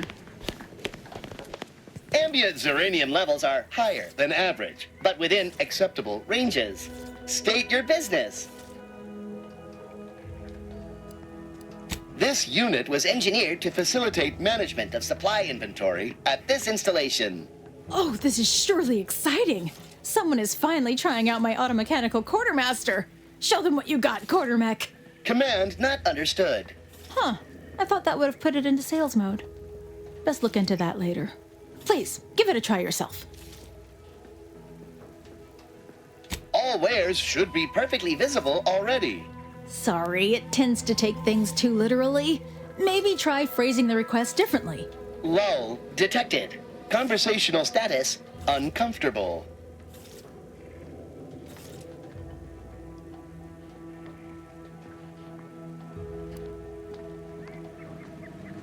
Request not understood. It only understands the words I've added to its databanks. You wouldn't believe how many words there are for buying and selling. Guess I missed peruse. Look, for now, just use the phrase initiate commerce. It's what I used during the initial testing.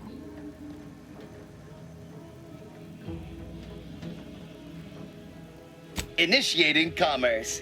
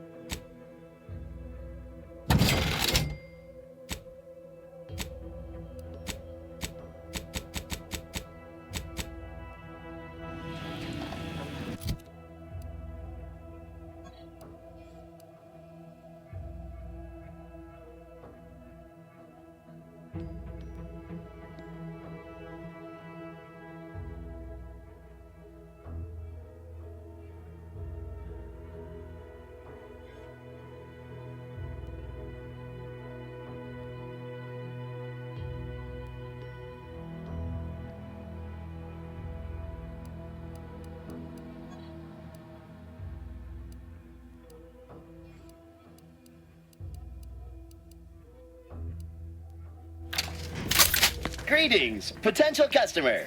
State your business. Initiating commerce.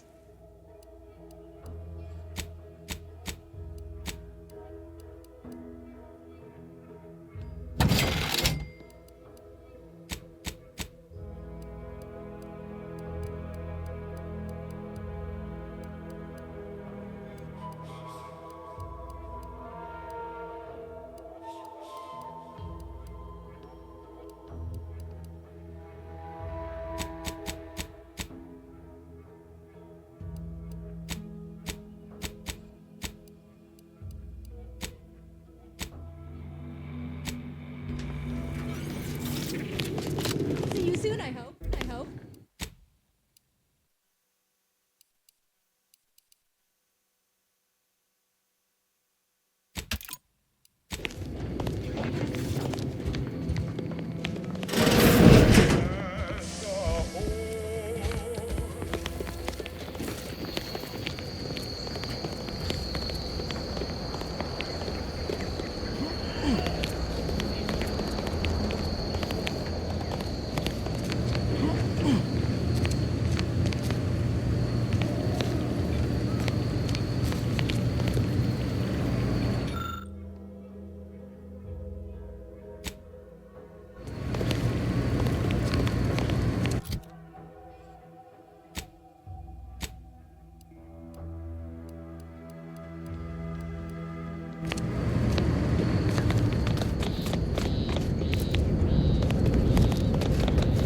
Might be wise to get that large gas cloud on wide berth.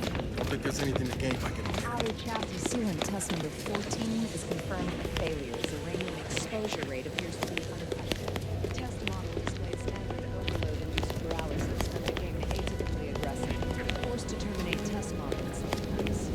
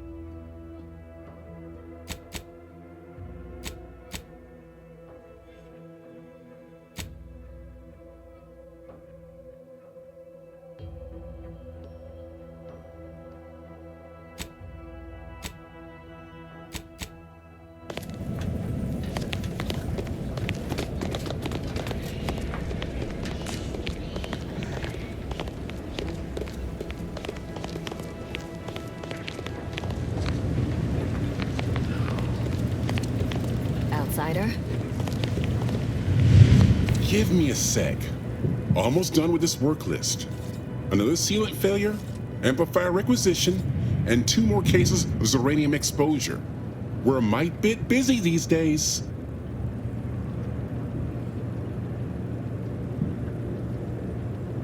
The Marshal is under a lot of pressure to deliver automechs to the Vox relay station, but I'm responsible for their quality control. If even a single automech steps out of line, it will be the end of me.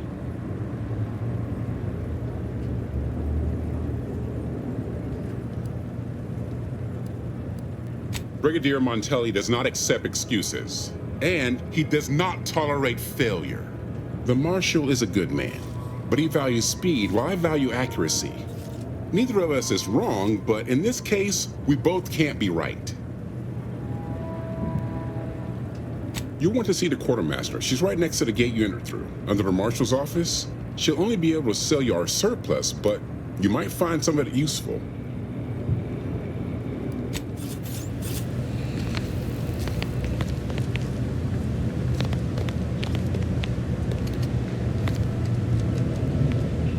This unit beautifully acknowledges your Stay presence. true, outsider.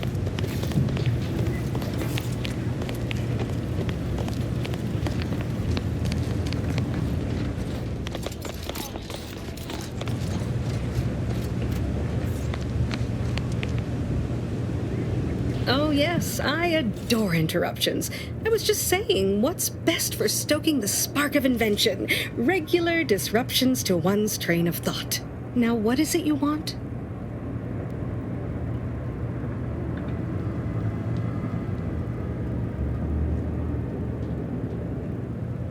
Ah, our good Marshal sent you, did he? Well, unfortunately, the device is taking longer than expected.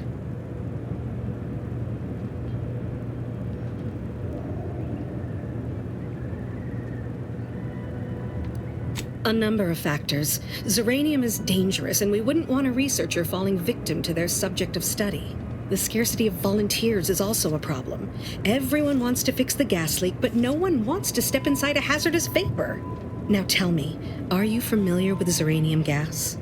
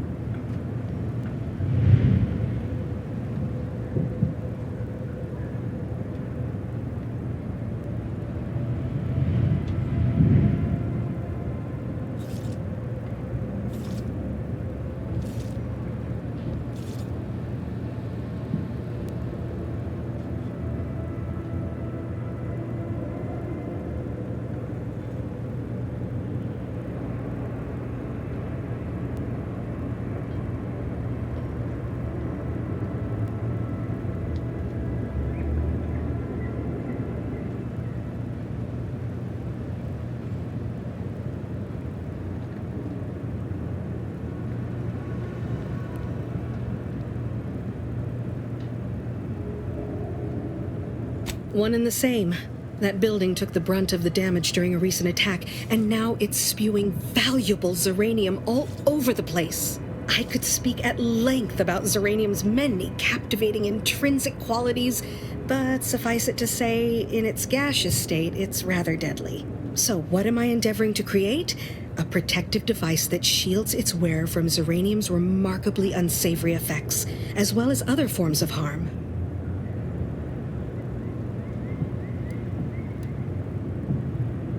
Quite splendidly, if I do say so myself. The principal function of the device is confirmed operational. I merely need to work out some minor implementation concerns. Alas, while I'm occupied with inventing this shield gadget, I also find myself in need of assistance regarding its key components. Good. Wonderful. As an added incentive, I'll allow you to keep one of the prototypes once the work is finished, so you be sure to give it your all. Now here, you'll need this apparatus. It's for collecting stray Zeranium effluvium. Gas, that is. My supply is running low from all the iterative testing I've been performing. Merely activate the device once it's inside a Zeranium cloud, the one around the main hangar specifically. Try to avoid any fields of dense Zeranium, or death is all but assured. Any questions?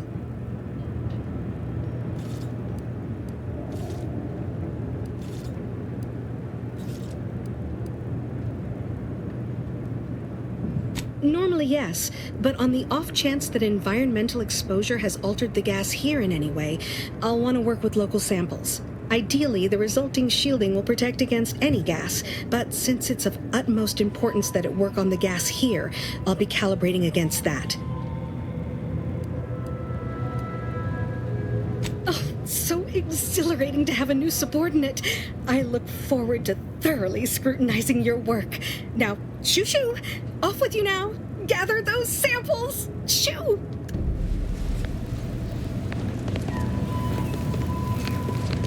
Might be wise to get that large gas cloud a wide berth. Don't think there's anything to gain by getting near it.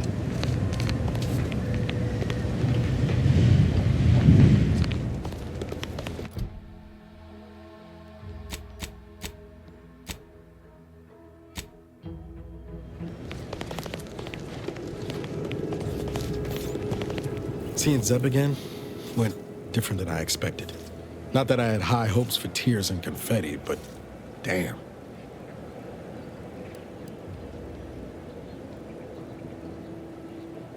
That's appreciated, Commander. Maybe I ought to apologize straight away. But I'm not convinced I did the wrong thing, leaving. Had I stayed, who knows? Likely I'd have gotten us both killed. Let's just say my ambitions were bigger than my talents after I recovered from Horizon Point. Still believed I could change the world back then. Anyway, I appreciate the check-in, Commander. Was there anything else you needed?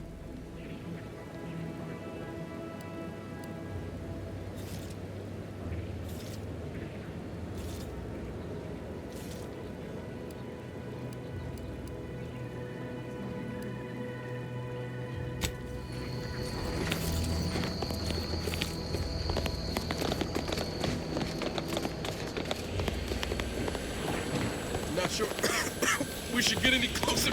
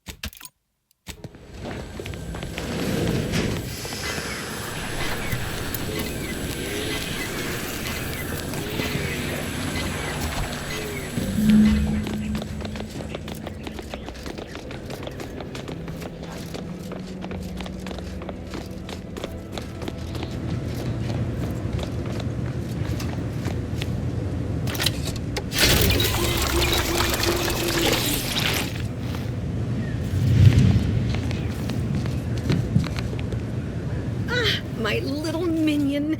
I trust you've made progress in your tasks? What did I tell you? Perfectly safe. Either that or you tolerate Zeranium poisoning like a champ. Good for you. Should you suffer from any lingering symptoms of contamination, visit the medical center and they'll get you squared away. Now, on to business. The device already generates a field exactly as specified, albeit on a very small scale. Still, progress is progress. What's needed now is something to help extend and shape the field around the user.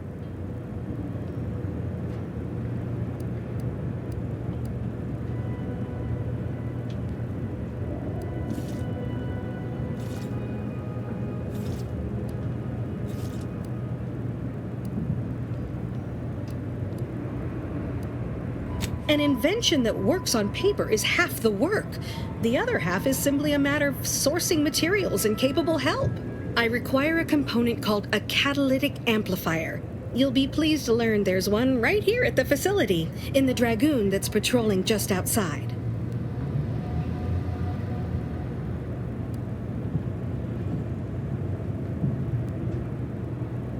Catalytic amplifiers are a somewhat outdated technology, available only in older model Dragoons. Unfortunately for me, our chief mechanist, Woodrow, wasn't enthusiastic about my proposal to Geld his only combat automech. So you may have trouble getting your hands on the catalytic amplifier. Dragoons are a mainstay of our military. The design has been in production for decades. I had a model of one when I was young. All children did. You must have seen the large automech patrolling the interior grounds. That is the Dragoon.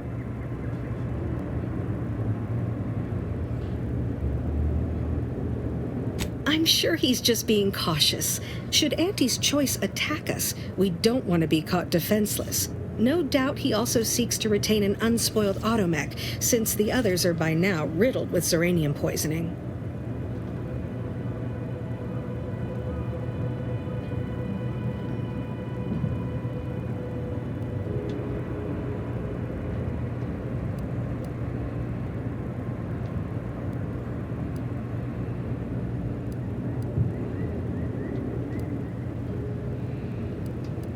Good. A flexible mindset should behoove you on this task. Perhaps the chief mechanist will prove more receptive to your request. Failing that, be prepared to exercise creativity if needed. One last thing. The Dragoon must not be harmed. Not only would the amplifier likely be damaged, but we'd both be summarily executed, assuming we survive the firefight that ensued. Well, off you go. Shoo.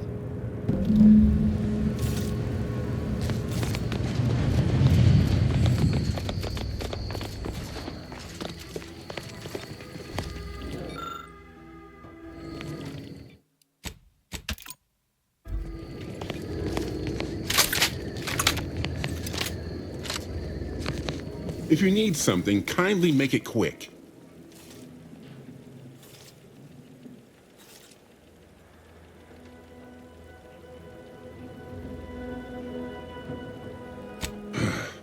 She and I have been over this 100 times. Please understand, the original staff of this facility were rounded up and refreshed because they couldn't safeguard a protectorate asset. Why should I follow their example by reducing our sole working Dragoon to a pile of unpatriotic scrap? I can't. I won't.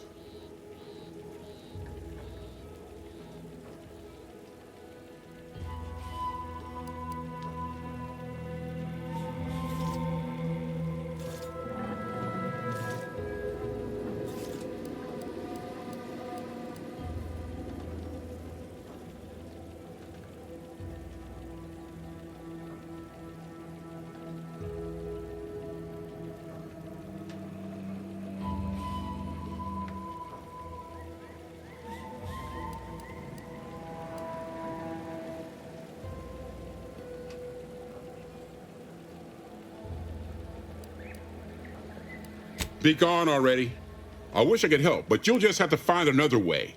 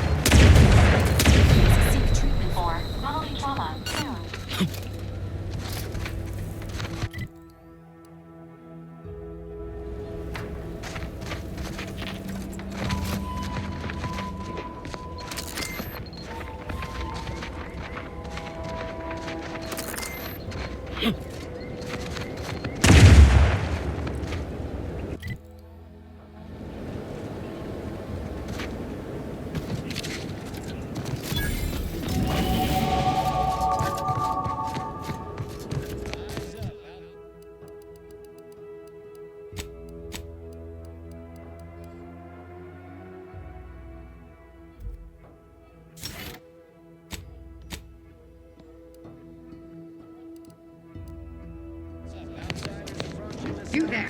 Keep your hands where I can see them.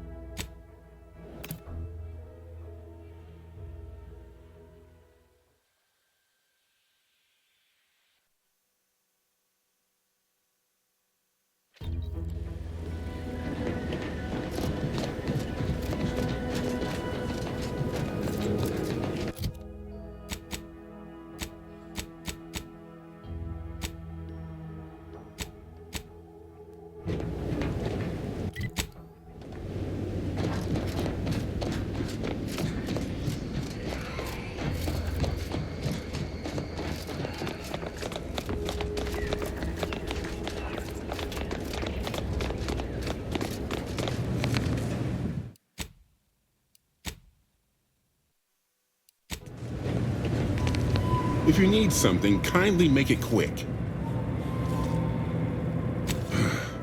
She and I have been over this 100 times. Please understand, the original staff of this facility were rounded up and refreshed because they couldn't safeguard a protectorate asset. Why should I follow their example by reducing our sole working Dragoon to a pile of unpatriotic scrap? I can't. I won't.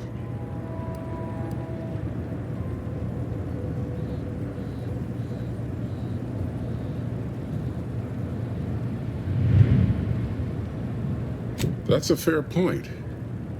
It's not as if they've come back to finish the job. Perhaps they assume we're already beaten. All right, how's about we get the Dragoon situated over here, so I can extract its vital organ? One catalytic amplifier as agreed. I hate to lose another Dragoon, but desperate times call for desperate measures.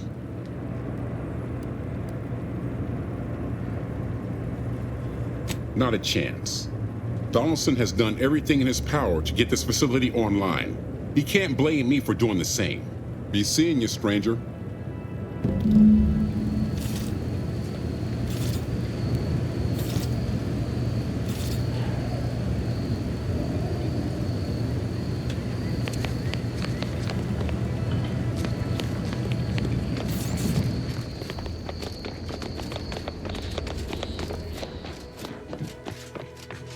Well, any closer to obtaining the catalytic amplifier? Oh, superb! I'm almost tempted to ask how you managed it, but pressing on. Just a moment to remove what I need and install it in the prototype. With this gadget, you'll be shielded against more than Zeranium, you know. Damn near everything, as long as it's charged. Now, report to Marshal Donaldson, if you please. He's rather impatient to end this crisis so he can turn his focus back to the war.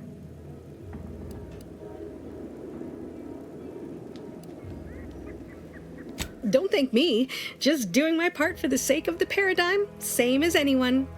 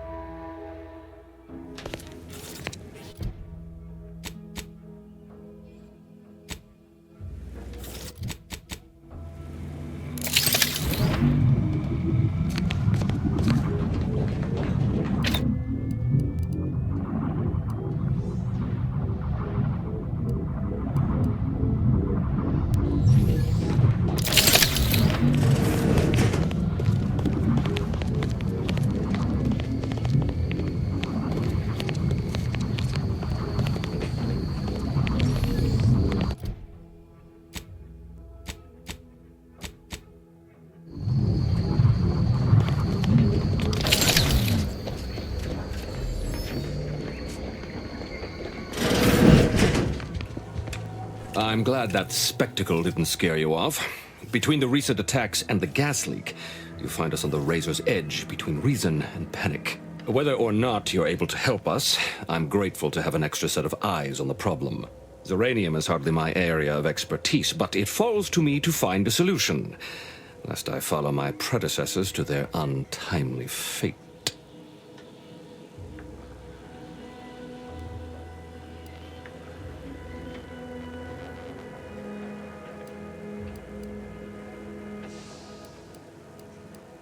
What happens to any member of the Protectorate who falls short of fulfilling their lifelong oaths of service? Execution for the unworthy, and mental refreshment for the salvageable and the stalwart. Dereliction of duty is a heavy offense, and no lesser sentence will fit the crime. I hold myself to the highest standard, but this Zeranium leak, it threatens all that I hold dear. I knew Dr. Bryant would come through for us, that she'd prove her worth as surely as any subject of the Protectorate would. Seeing as you're the only one trained in the use of that gadget, what say you put it through its paces? Make your way inside the repair hangar and find the control terminal to purge the Zeranium. And be careful with that terminal. We don't want the situation getting any worse.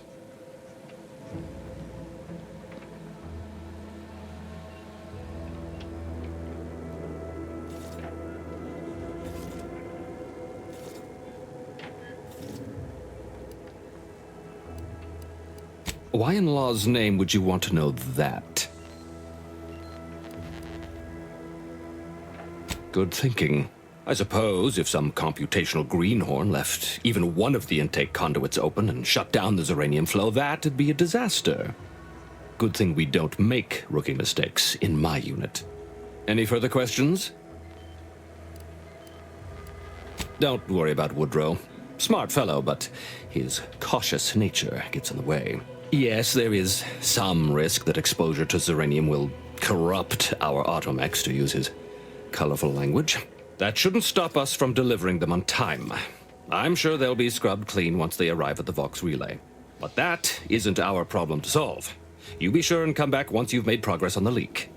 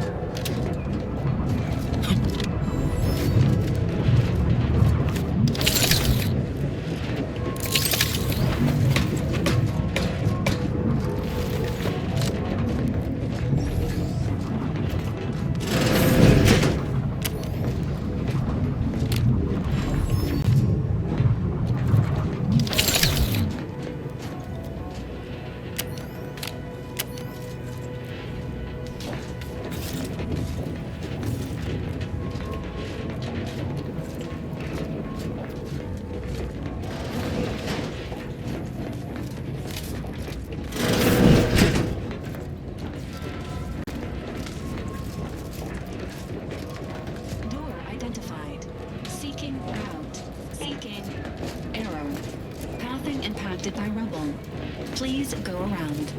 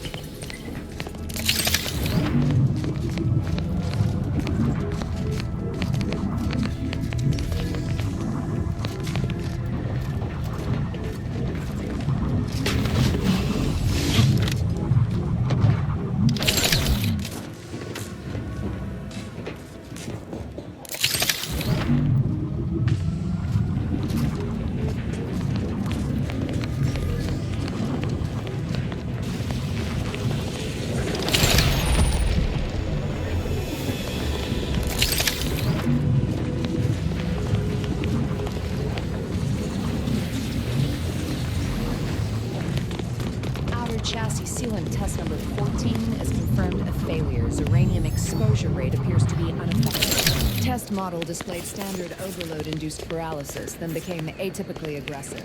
Forced to terminate test model.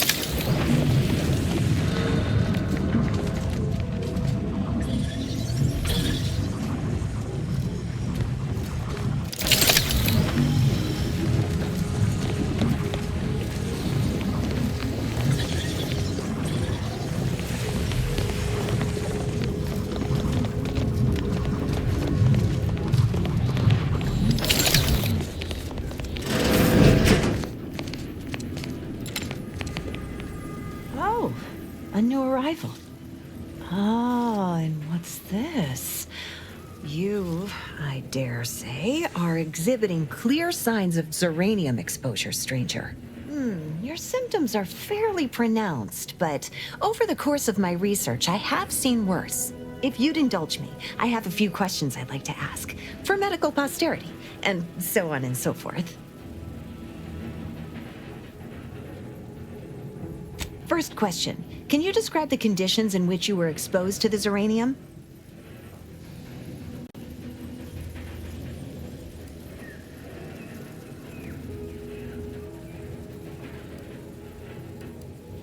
Another assistant. Should have guessed. I suppose I should be grateful for all the data she sends my way, but I do wish Dell would think more of her collaborators' well-being. All right, next question. How are you feeling? For instance, do your bones seem noticeably softer somehow? Have you observed any sterility on your way in? Or aching in your thyroid or spleen?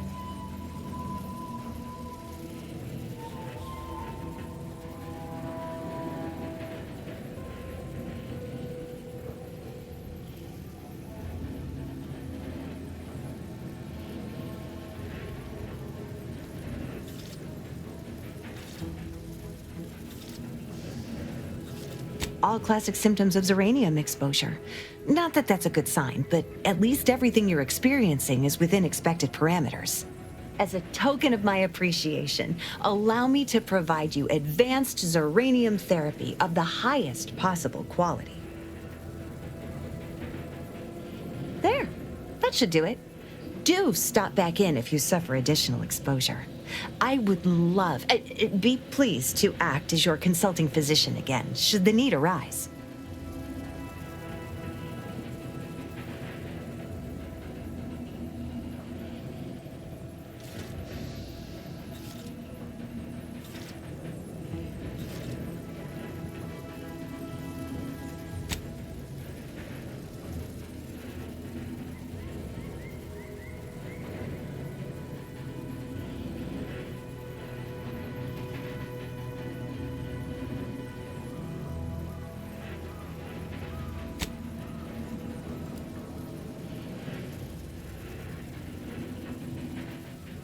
Oh, gladly. I've rather dedicated my life to researching its unique form of matter. What would you like to know? Zeranium is a crystal. Even in its raw form, it generates energy. But once refined and stored in a quasi-gaseous state, its output increases exponentially. Zeranium is found in a liquid state as well, but it's far too hazardous and inefficient for our needs. Refined Zeranium is used to power nearly all major Protectorate technology. It's an amazingly efficient power source. However, it's also highly unstable and must be mined exceedingly carefully. Even minor bumps or jolts can cause Zeranium crystals to explode.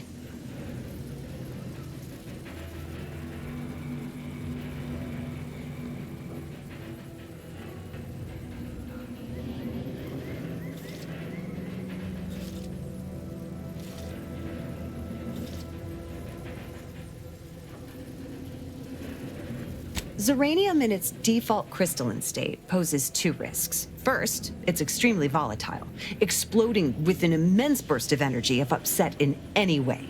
Second, Zeranium crystals produce a small amount of gas, which we think helps stabilize its crystalline lattice, but that's just a theory. In this gaseous state, Zeranium is quite hazardous, breaking down organic matter through a mechanism we still don't quite understand.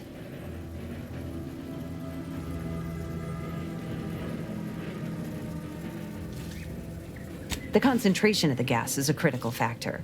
A person could remain in a light haze for several minutes, whereas a dense cloud can kill near instantly. Anyhow, I could talk about this all day if I let myself. Hope I haven't bored you unduly. Was there anything else I could help you with?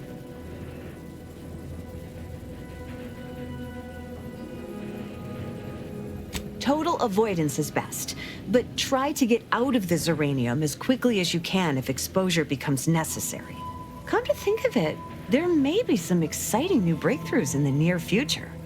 Our visiting scientist next door is working on a device that shields the user from Zeranium's effects, though she was having a spot of trouble last I heard.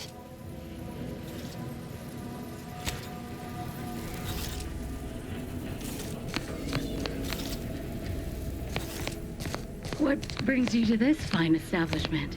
Caught a piece of shrapnel during the attack. What about you? Zeranium poisoning. Only a mild case, but the doctors are withholding treatment to study my symptoms. Sovereign's mercy. How do you feel? Stay true, outsider.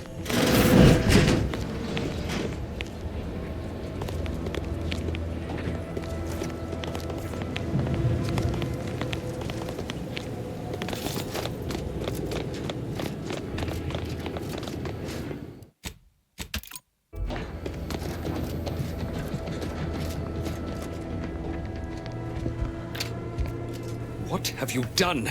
The Zeranium now spews from the hangar more thickly than ever.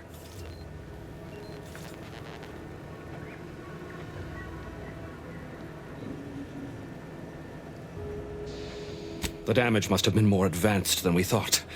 I knew I should have pushed the repairs earlier. Sure, a few may have died, but the mission might still have been salvaged. This is my fault. The blame lies squarely on my shoulders. I gambled on an outsider rather than trusting my own resources, and now the price is paid.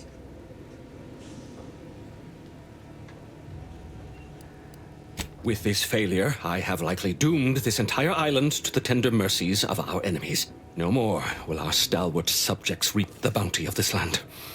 No more would the pleasant wine of servos accompany our mechanical servants in their noble servitude.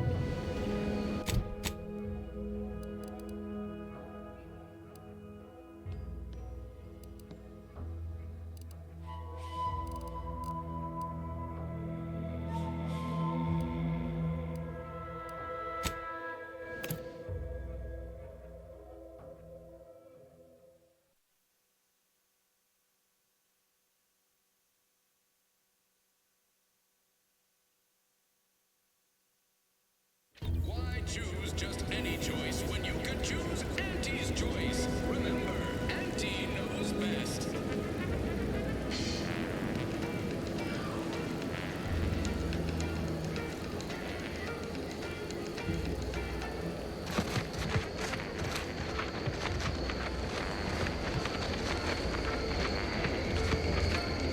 Hell, I've stood this post so many... Air on this planet's strange.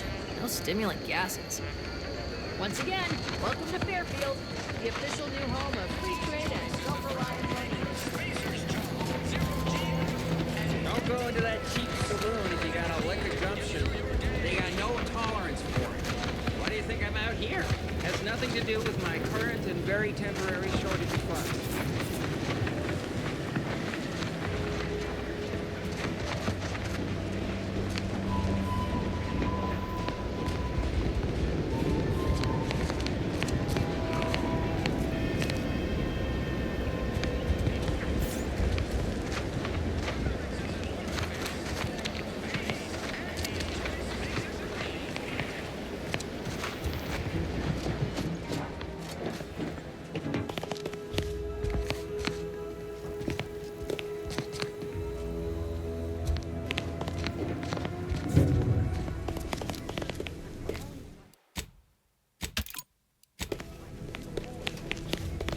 What is it?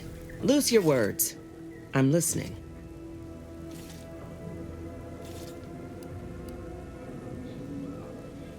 Scouts reported a plume of smoke thick and wide billowing from the facility. Sure didn't seem to be mechanical exhaust. Got more to report?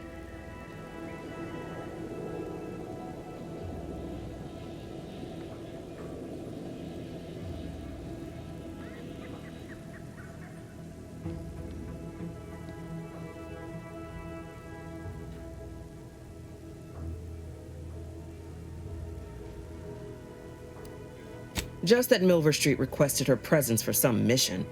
Normally I'd demand to be paid, but I was just glad to get her some work. Trooper Sealong was one of my best enhanced soldiers, but never took to her grafts. Been uncertain what I could rely on her for. So Milver Street holds her contract. Least for now.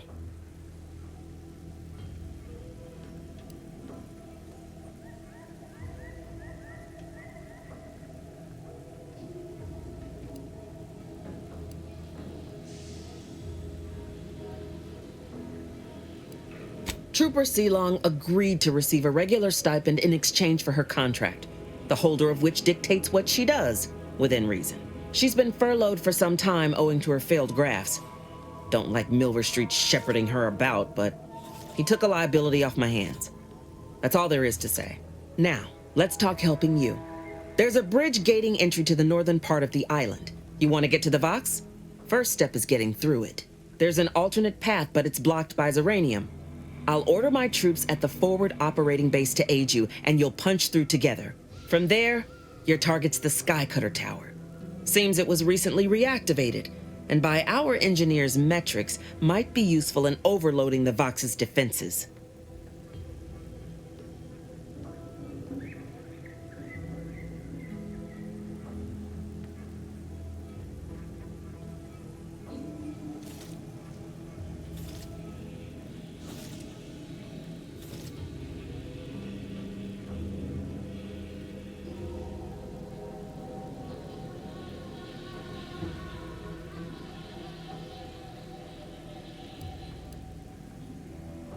Wouldn't trust the Protectorate's over-engineered perfection to cook a Spratwurst. Give me the no-frills, disposable quality of Auntie's choice any day. If by some miracle your contraption doesn't turn you inside out, it'd give you a much quieter route to the Vox. Much as I'd like the bridge's clearing. Once you pass to the northern end of the island and enter the Skycutter, you'll need to find the tower's power routing controls. Mayhaps you can wreak some chaos at the Vox. Step light, though. There's no Protectorate gallivanting near the tower, which, like as any, means something bloodthirsty lurks within. Stay intact.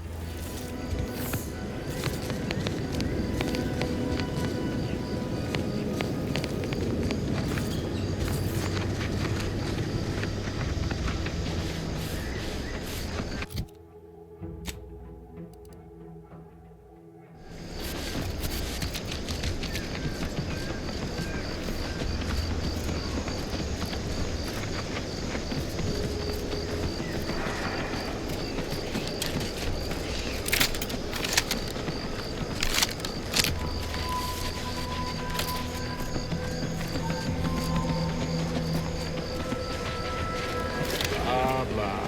Taking care. You hear that new salesperson? Don't bother. Whoever was here packed up and...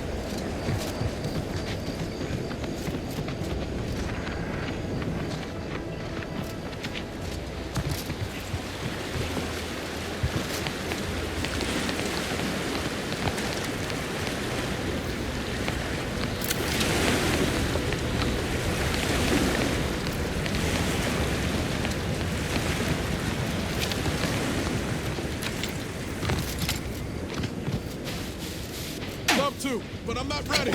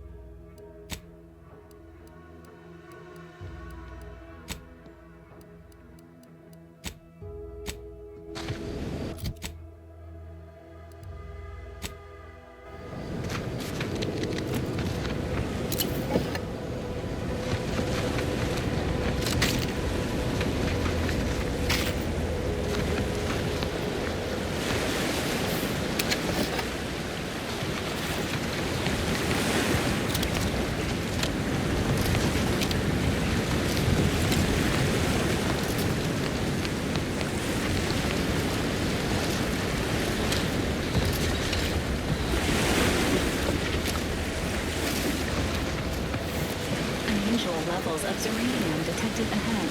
Caution is advised.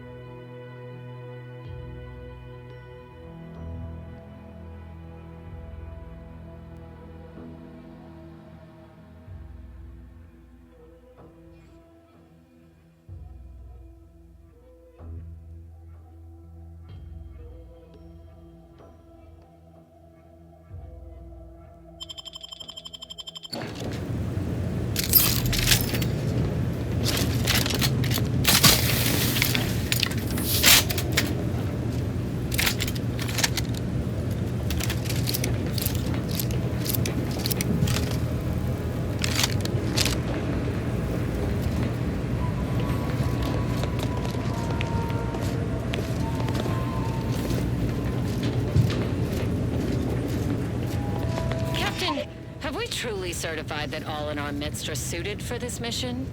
It would be most disheartening were any of us to bear reservations. If you take issue with my presence, speak plainly. My loved one's deeds bear no influence on my own. Your loved ones, Juan? Once a loved one of mine became a traitor, I would no longer refer to them thusly. Unless you still harbor feelings. Enough! Your sniping discredits you both. Wardens must speak through action. Move out!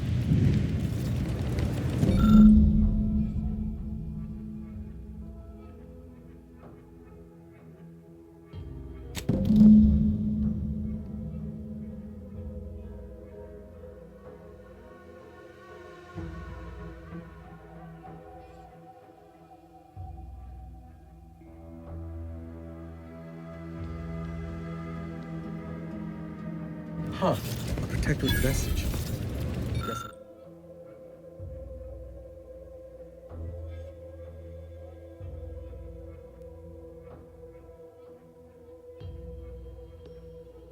Guessing the cadre didn't make it then. Time to start poking around. We'll need all their armorial IDs to get in.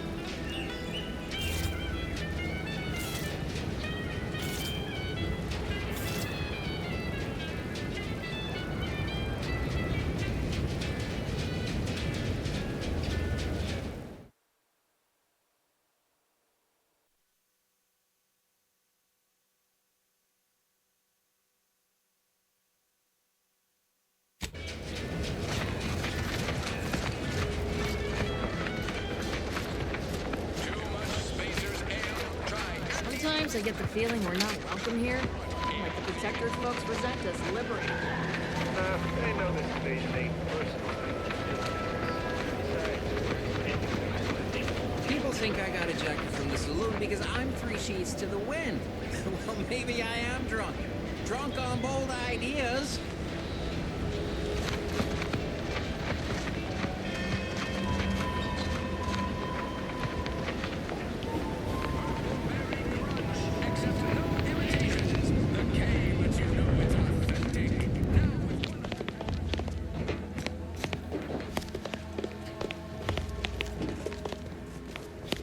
Ain't so sure you want to work for this imbecile, friend.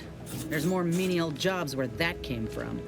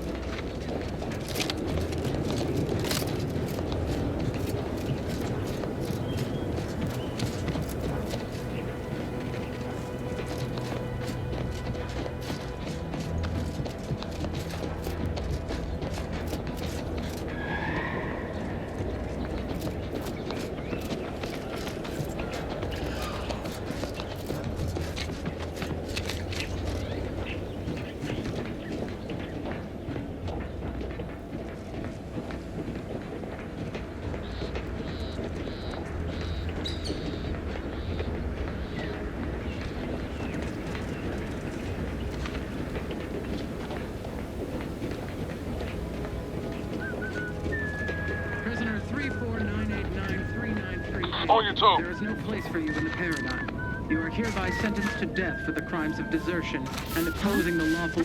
Engaging.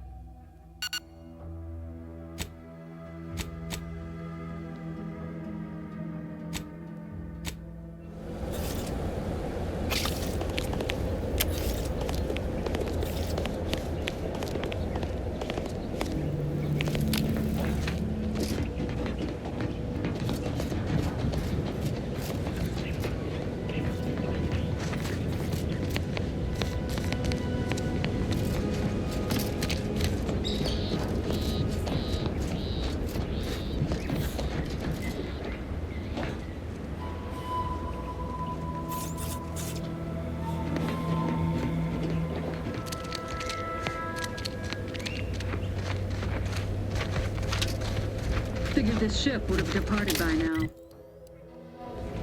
know how Sentinels are. They take their time with trainers and investigators. The Sovereign provides, the system abides.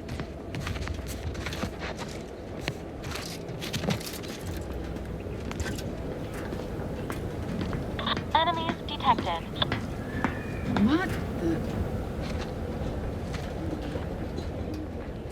Aborting search.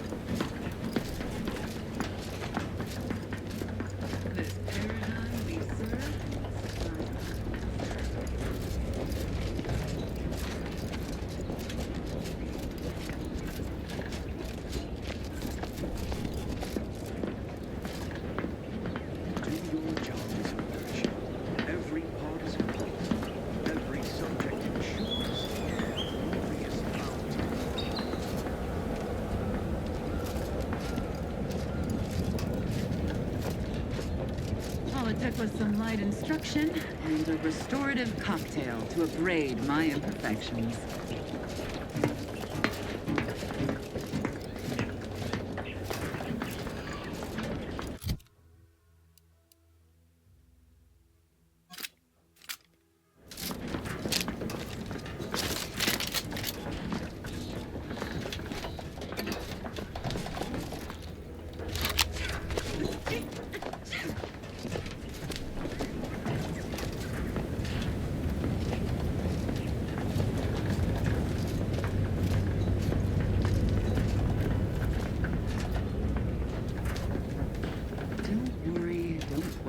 don't doubt.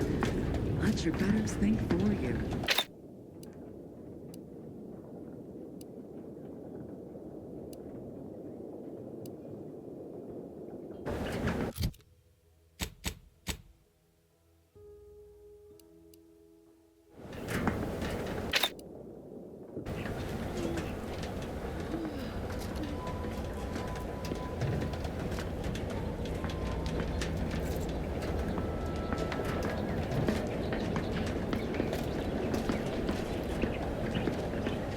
Reporting is so neighborly, suspicion rightly so.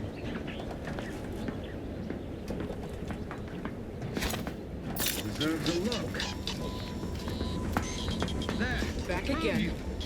Thought we were done for now.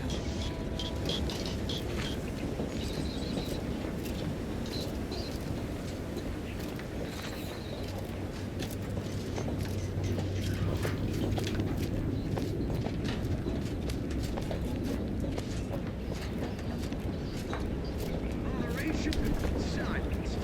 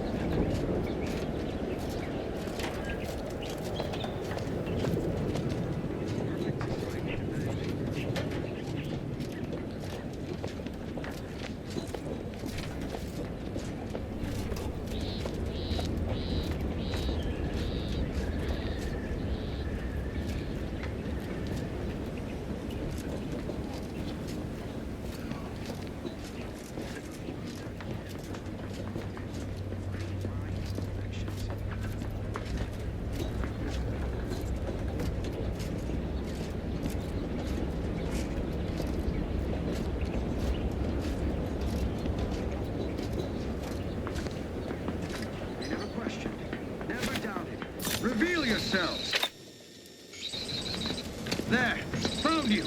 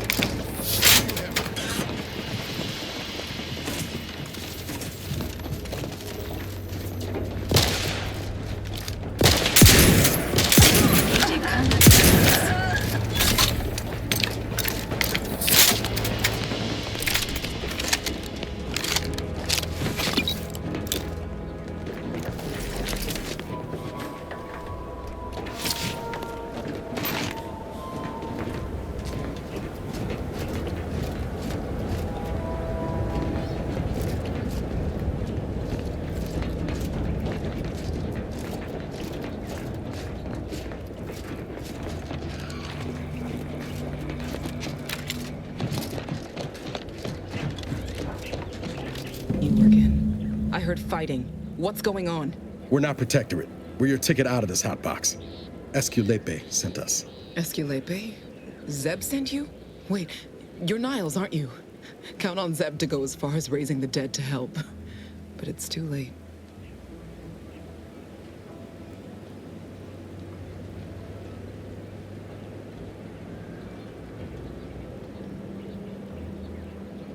I gather you haven't noticed the bodies in the pen here. Oh. The others don't look like they suffered easy deaths. What happened? Montelli, damn him! He executed March and Pharaoh outright, ranting about traitors. Then the Consul Sentinel arrived to conduct a preliminary interrogation. She tortured us for information. The others didn't survive her enthusiasm for the work. I'm only here because the Consul wants someone brought back to him, alive. Lucky me.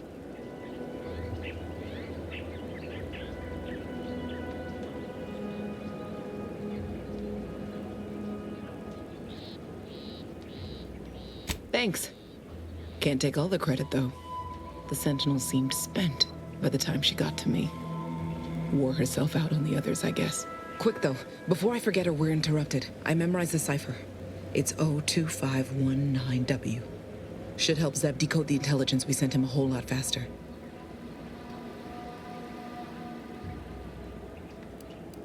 Kind of you to offer, but I'm not going anywhere. If you're too hurt to walk, I'm sure the commander and I could... No, it's not that. I need the Sentinel to take me onto that transport. I want her to think she's won. And then, just as we leave orbit, I'm going to blow her pretty ship to pieces.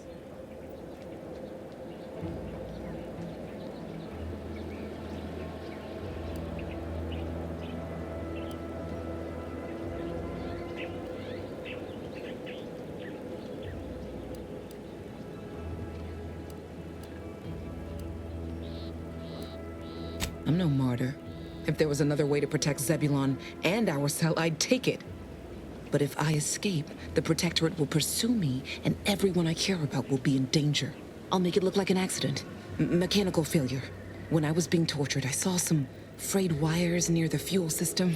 With the right spark, I think I can ignite it.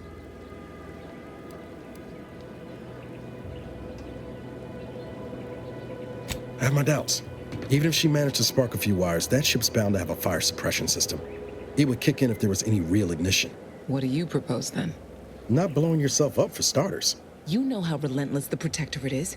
But if I die, that's the end of it. The Consul will turn his attention elsewhere, and our cause can continue in the shadows. Please, if you can help me sabotage the transport, then help me. We don't have much time. Might be I could sabotage the transport from the outside. Make it look like negligent maintenance. What do you think, Commander?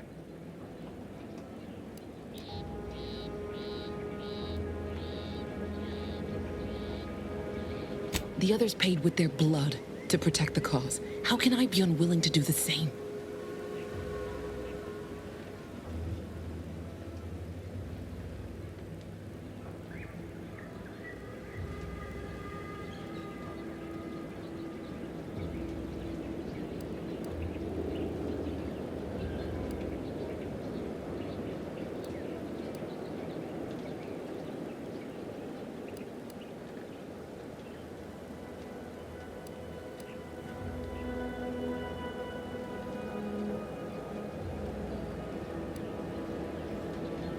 All right. I'm going to trust you on this, if only because I don't feel my head screwed on quite right at the moment. I just hope you're not wrong. No point in remaining here then, is there? I'll need you to find a way to unlock the gate to this pen.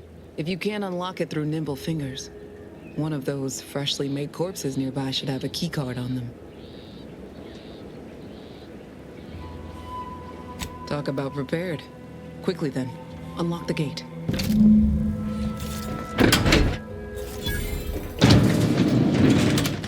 Well done. I can manage from here. Tell Zeb I'll rendezvous with him later, once I've identified a safe place to meet. One last request. Don't damage the transport. A lone escapee is already insult, but a Sentinel killed, her transport destroyed? The Protectorate won't ignore such outright injury. Anyway, thank you again. Look after yourselves. I know what Audra said, but what if she's wrong? I can't help thinking we shouldn't leave without blooding in the Protectorate's nose first.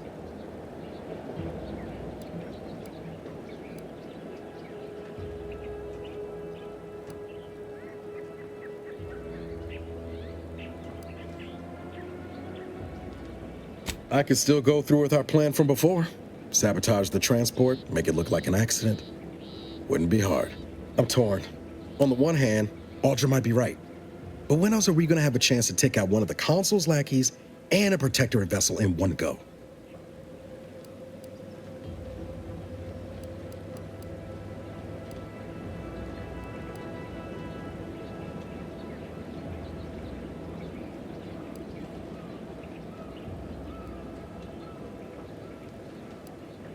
Yeah, but it's not like we've ever let that stop us before.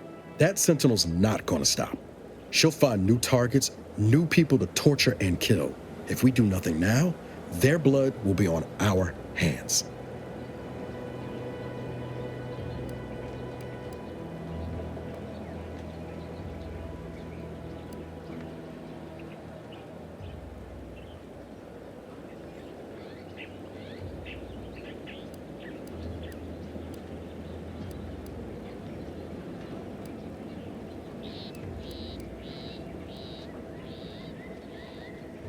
I've spent 10 years on the sidelines, watching people suffer, not being able to do a thing about it. We can do something here. So shouldn't we?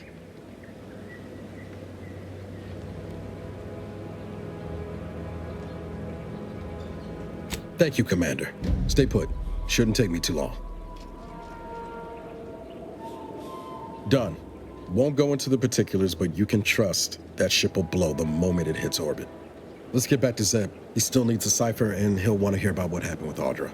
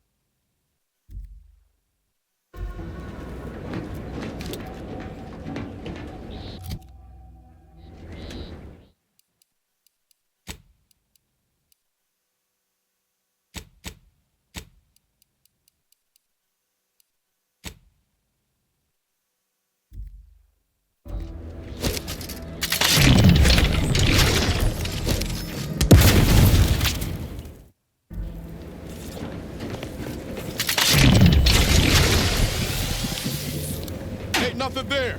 Requested assistance currently unavailable.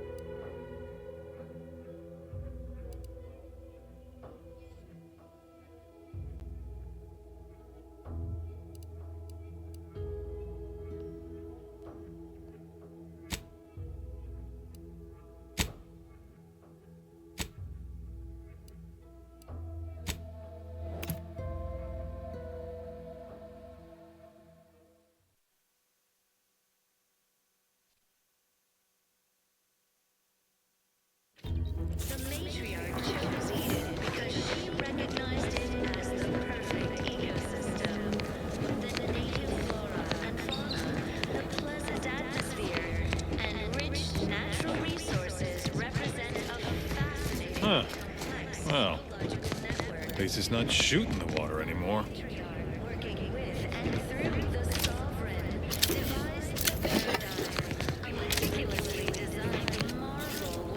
Visitors, huh? Just meandering about, free of any appointed minder? Not so sure I ought to be speaking with you. If you need someone to talk to hereabouts, I suggest you seek out Vigilant Hogarth. That tall, stately building back yonder is his domicile. Do hate to come off impolite. If you're so inclined, we can pick this up later, after you two confabulate.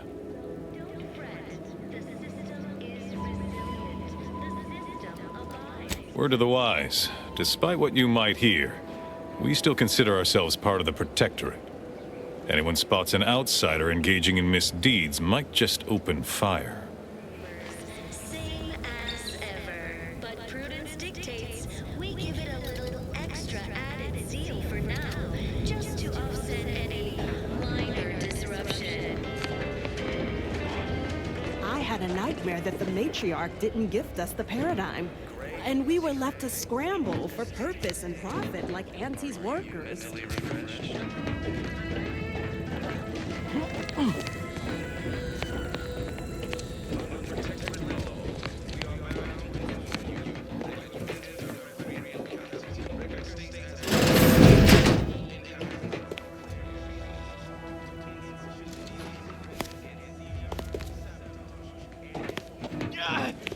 Well, it's infected. Redstone arrives soon, we'll have to start cutting. You locked in here under your own steam and appear reasonably free of cuts, burns, or weeping lesions. So, I assume you're presently devoid of mortiferous injuries. Good. Because we've got more of that than we can handle.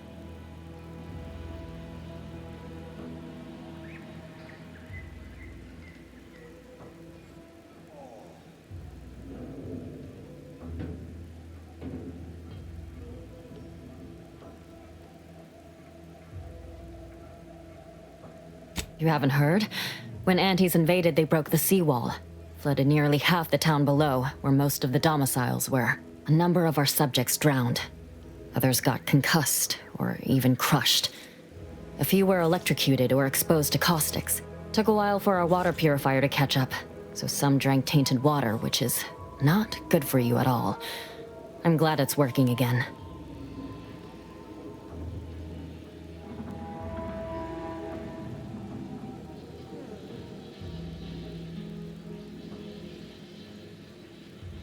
All right.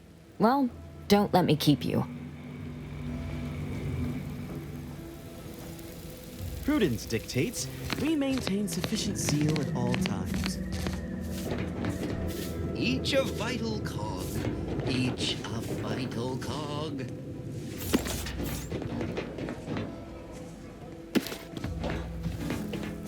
Word on the wireless is that Auntie's choice is years behind us sociologically. So they've started the war to grab any part of the paradigm that they can.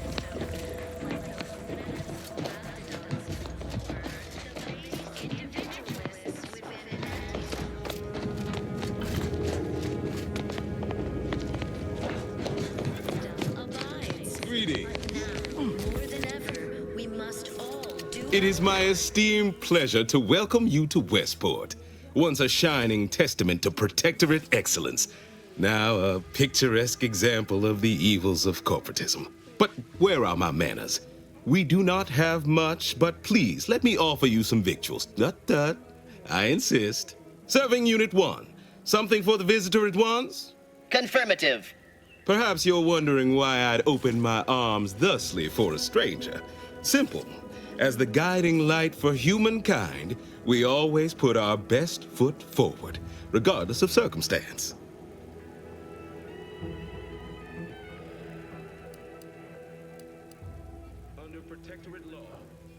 I beg to differ.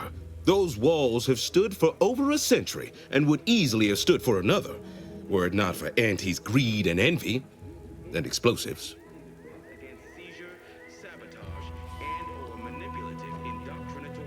That is unlikely, as they are too ignorant to see our obvious superiority. Our society was built from the bedrock up, through the vision of our matriarch. Due to her genius, the structure of our society is perfect, planned down to the last subject. We all work as a unified whole for the betterment of all, unlike those corporate colonies, where it's every person for themselves. Designed it, and the Sovereign embodies and executes on it. Throughout history, human societies were constantly out of balance. Individualism ran rampant. Depletion of resources and lack of community led to terrible suffering. Poor dears didn't have the firm, benevolent hand of the Sovereign to guide them. Here on Eden, we all enjoy the full luxury. They love it as much as I. We care for everyone. Why, we've even eradicated the drudgery of manual labor through our perfection of auto-mechanical technology. That brings me to a matter I'd like to discuss with you, actually. I believe something still can be done. This town can be saved, its people given a reprieve. Were we to acquire the one thing vital to our existence, auto-mech parts. What? Comestibles served. We of the Protectorate pride ourselves on our mech programming. Among the vigilant, it is even considered something of a sport. We are not miracle workers, however. Without parts to work with, we've no hope of remaking our mechs to do tasks beyond their initial functions. We need repair mechs, domestic mechs, not combat ones. Serving Unit 1 here is about as much as can be accomplished without replacement parts. Ecosystem, the native flora and fauna, the pleasant atmosphere, and rich natural resources represent a fascinatingly complex ecological network. To govern it, the matriarch, working with and through the Sovereign, devised the paradigm, a meticulously designed marvel where, if each of us does our part, produces glorious bounty for all. Naturally, sometimes challenges do arise. We all know how Oh, you failed to hear the loudspeakers on the way in? The announcement we're obliged to repeat incessantly. Well, allow me to paraphrase. Protectorate law finds us guilty of treason on account of letting Westport fall prey to Auntie's choice saboteurs. The system is resilient. The system abides. But now, more than ever, we must all do our part to maintain it. Keep doing your job with pride. Keep informing on your neighbors. Same as ever. But prudence dictates we give it a little extra added zeal for now, just to offset any minor disruption.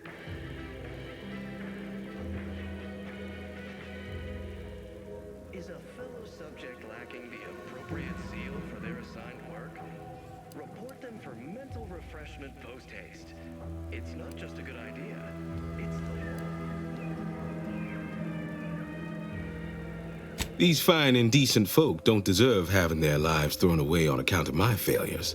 If I can return the settlement to a reasonable facsimile of its previous glory, sufficiently functioning by employing mechs reprogrammed to repair and rebuild, the Arbiters might see fit to penalize only me, commute the others' sentences, allow them to maintain things around here in the spirit of continuity and such. disdain our sense of community. community. They sneer at our contentment. Hence my use of the term reasonable facsimile.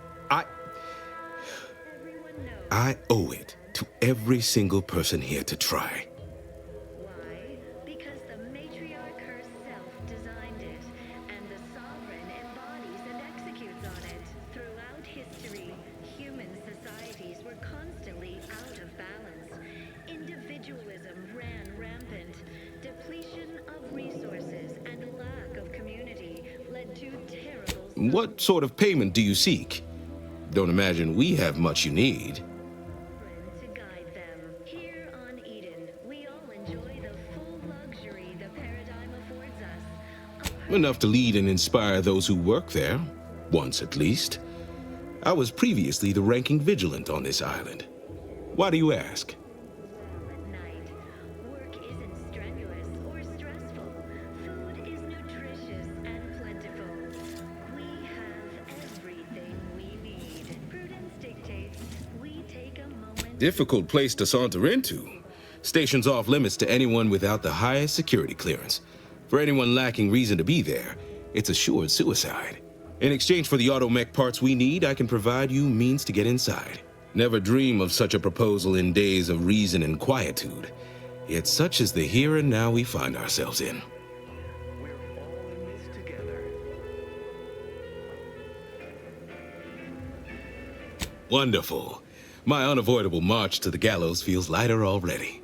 At least now my subjects will have a fleeting chance. The parts can be found at the Euphoria Coast Automech Repair Center to the south. But do not, under any circumstances, tell those stationed there why you need them. To get inside, you will need an access pass from the Ministry of Accuracy. Since we have all been marked as traitors, I cannot create one for you here. Devised the paradigm, a meticulously designed marvel where, if each of us does our part, produces glorious bounty for all. Naturally, sometimes challenges do arise. We all know how invasive species can unbalance even the most robust ecosystem, like those nettlesome raptidons, or the base individualists within Auntie's choice. Though don't fret, the system is resilient. The system abides.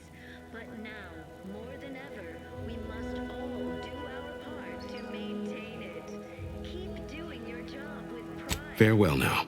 Your neighbors, same as ever. But prudence dictates we give it a...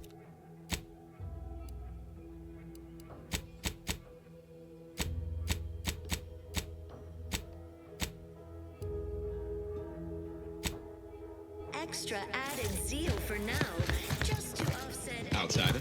minor disruption.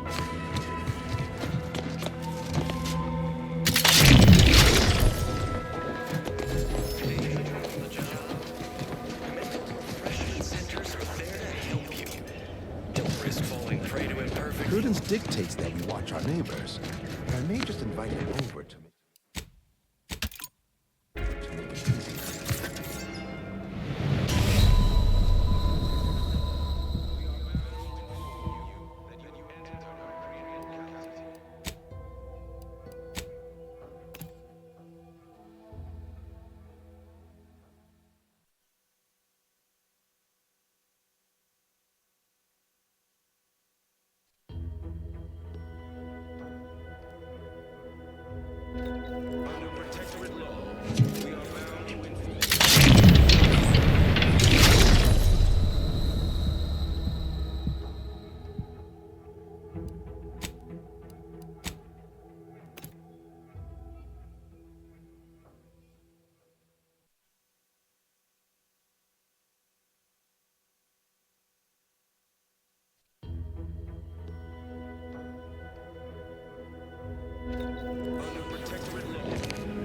Prudence dictates that we watch our neighbors. I may just invite him over. Record states as follows. All inhabitants are declared treasonous due to insufficient zeal in defense. Almost missed the routine certitude of my assigned profession. Indoctrinatory falsity.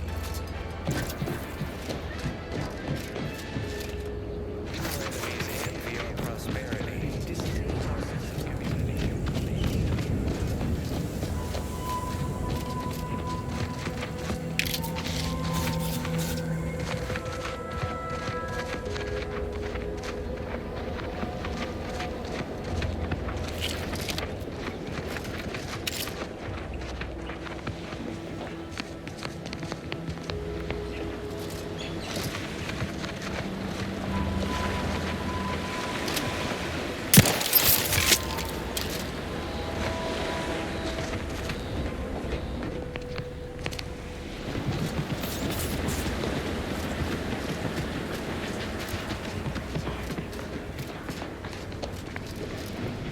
You've returned, but where are the others? Hold a moment. What's that in the sky? A Protectorate transport?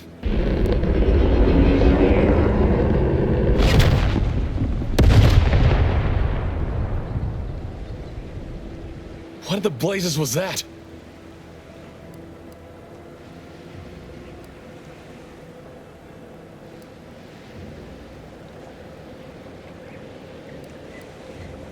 What is it? What's happened? A sentinel worked them over bad. Only Audra was still alive when we got there, and she was ready to blow herself up to take out that ship. Luckily, we found another way. Damn the Protectorate! At least you were able to get through to Audra, and still find a way to avenge our fallen comrades. And what of the Cypher?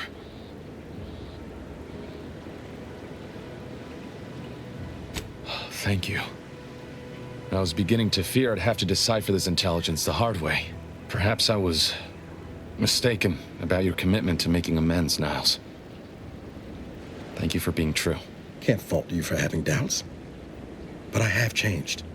I am changing. I hope you'll both forgive me my earlier disposition.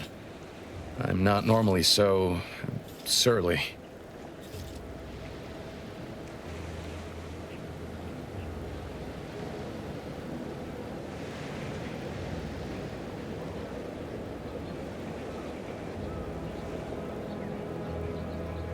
I'm pleased Niles has found such a supportive friend and ally.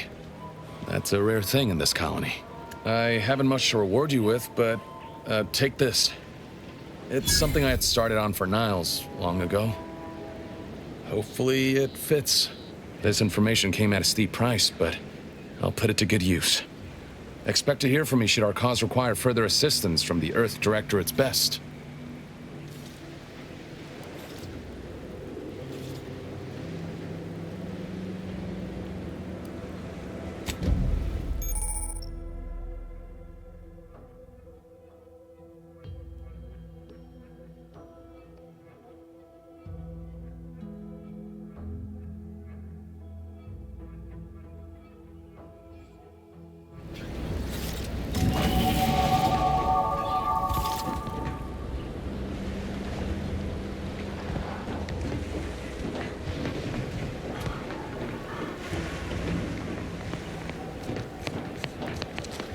Got time for a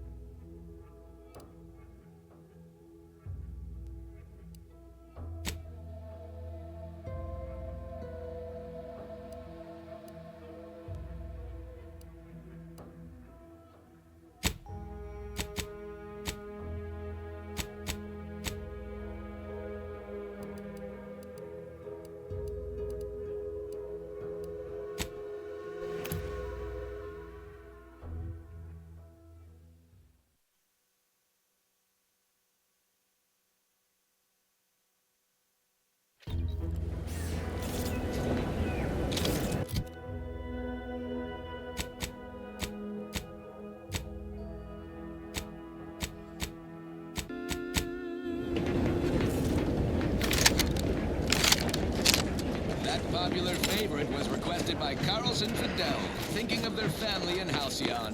Let's hope our war of liberation brings the brave employees of said colony the products they need to survive in time. This is one of my favorites, though admittedly I'm far from discerning.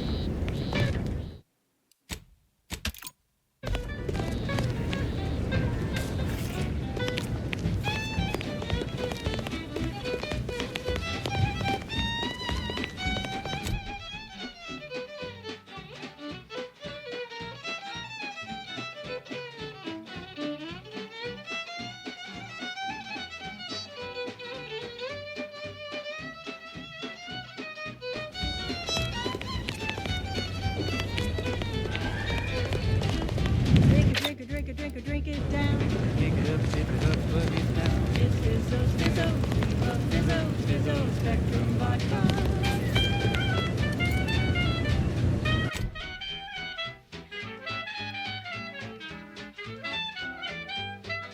Red and green and black and blue. Milky white and orange too. Yellow, even violet. Spectrum makes you smile. You just have to release this here. Fasten the manifold there. That's got it. One catalytic amplifier as required.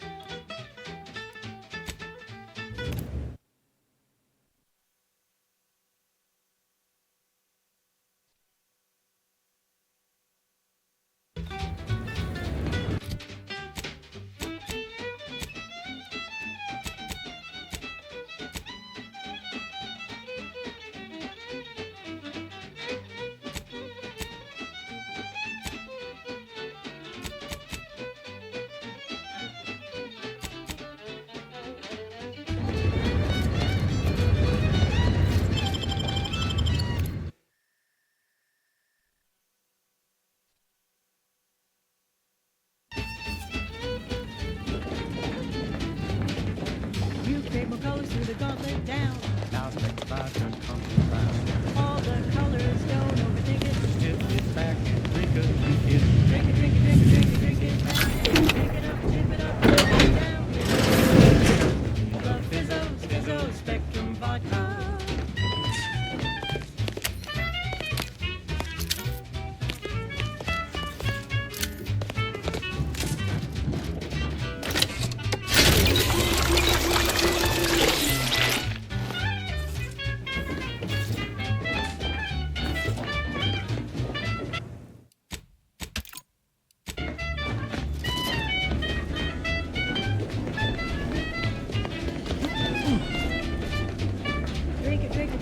Drink it down. Pick it up, tip it up, plug it down. It's Fizzo, Fizzo, Fizzo, Fizzo, Fizzo, Spectrum Vodka.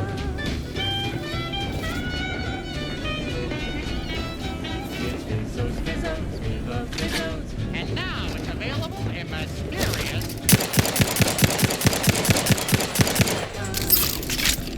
Run, don't walk, and spend your hard-earned bits on these quality Antes goods or services.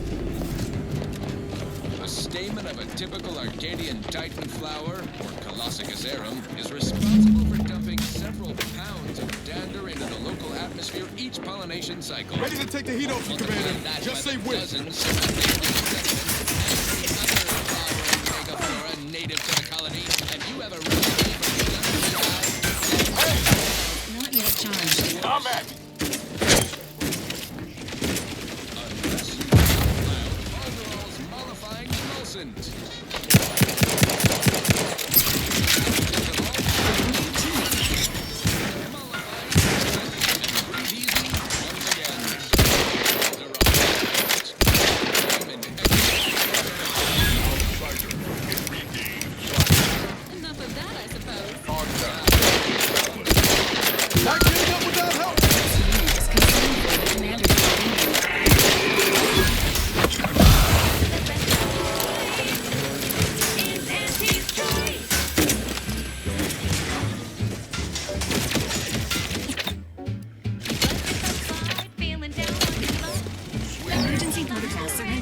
want your stuff?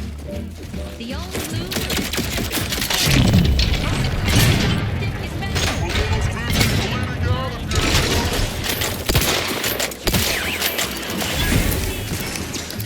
forget your goods. You can sleep later.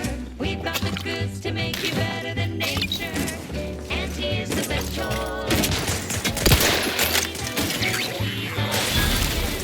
Miss Luna is in need of assistance. Robotic testing to do means cheaper prices for you. Auntie is the best choice. Feel the benefits of spending your bit. She's just the best choice. It's Auntie's. It's Auntie's choice.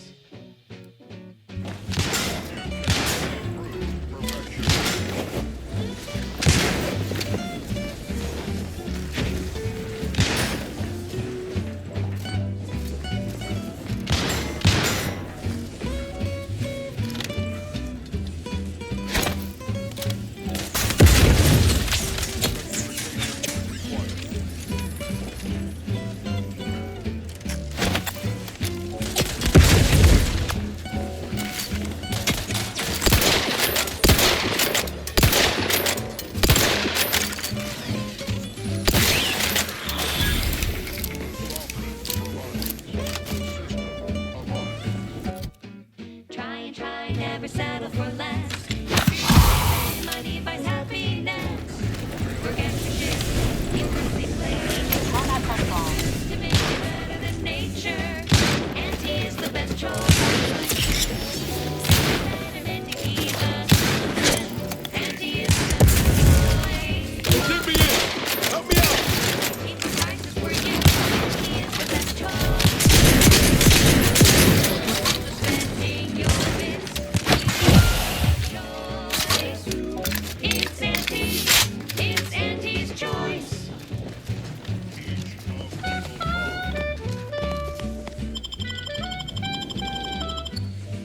Knew you had my back.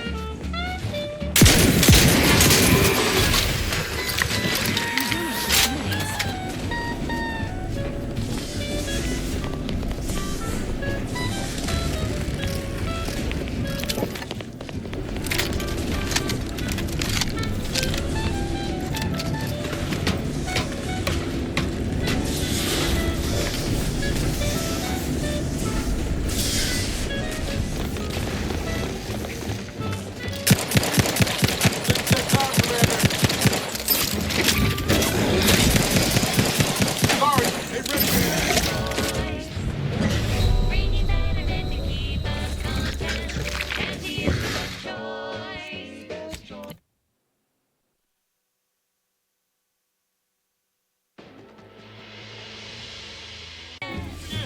Help me out! You can sleep later. We've got the goods to make you better than nature. Auntie is the best choice. Bring you better than to keep us content. Auntie is the best choice. Alphabet. Feel the benefits of spending your bits. She's just the best choice. It's Auntie's. It's Auntie's choice.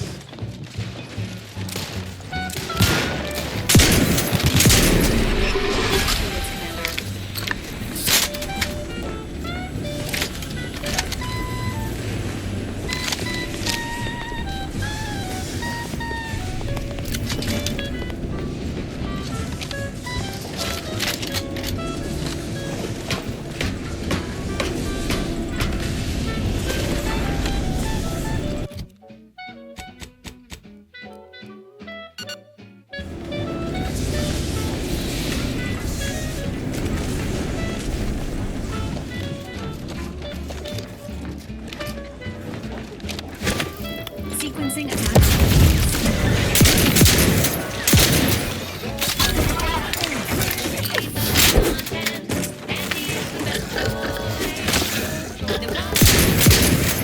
Ready to take your heat off you, Commander. Just say when.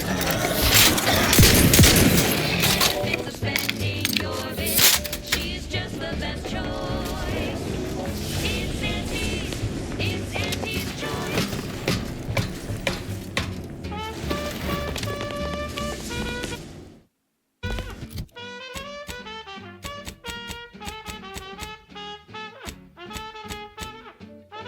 If you see a person with questions much too deep, go and tell on them how they are peacefully asleep.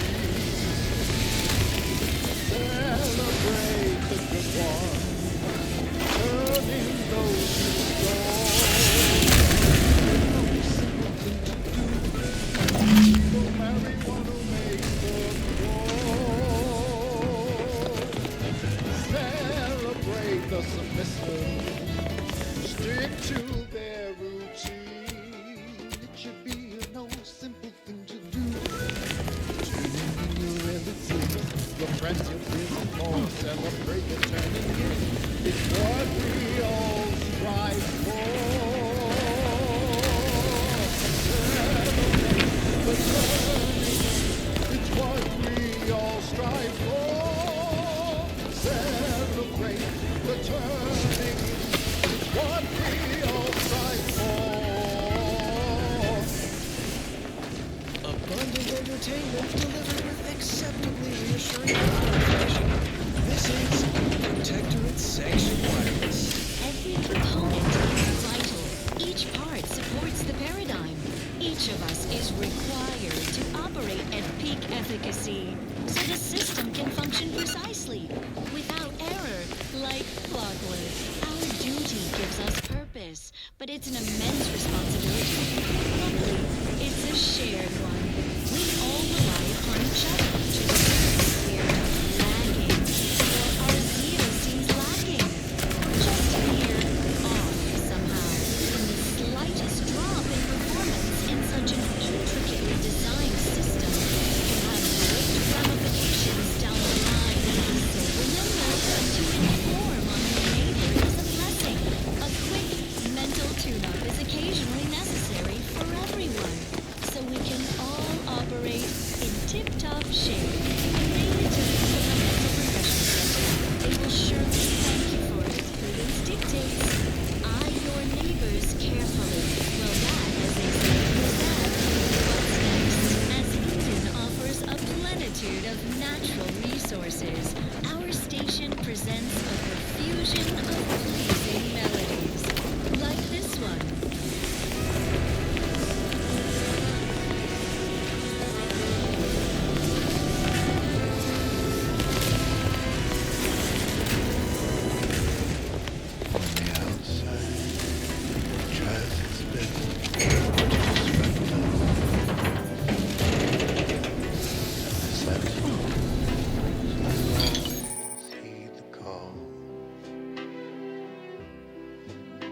It's a blessing.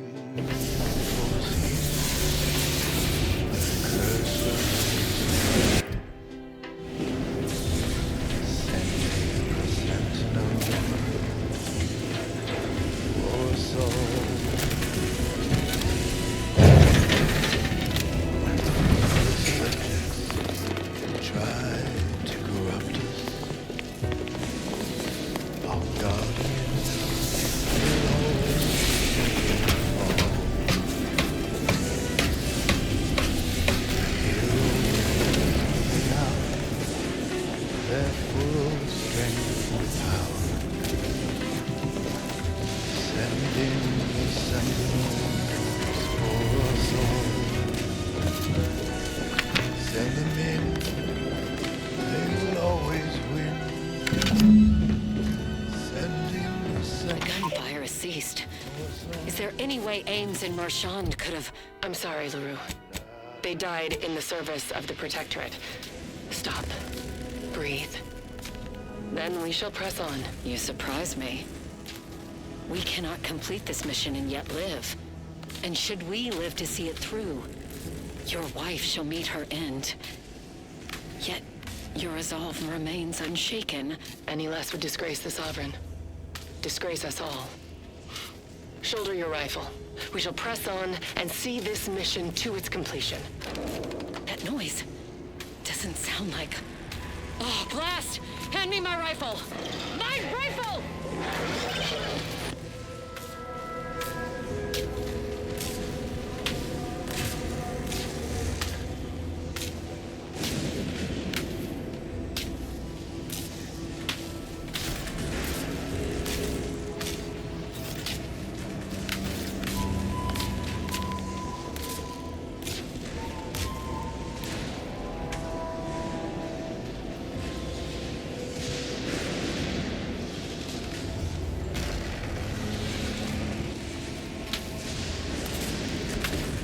Feels good, don't it?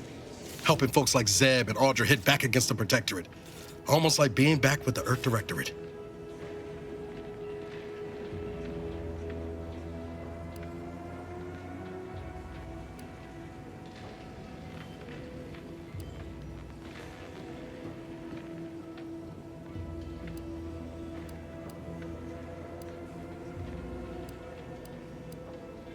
Yeah. Guess I am. First time in a long time I felt something kin to hope. It's easy to focus on all that's going wrong, but wins ought to be celebrated too.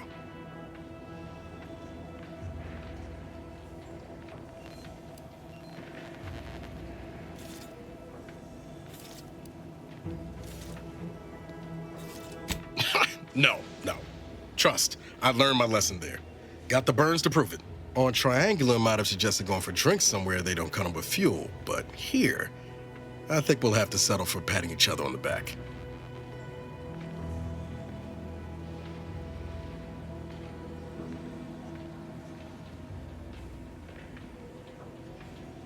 Shucks, Commander. I'm gonna get top-heavy you keep paying me compliments like that. Thanks again for going out of your way to help Zeb. Now I can focus on hunting down the Vrees without feeling like I've got a rabid sprat in my back pocket.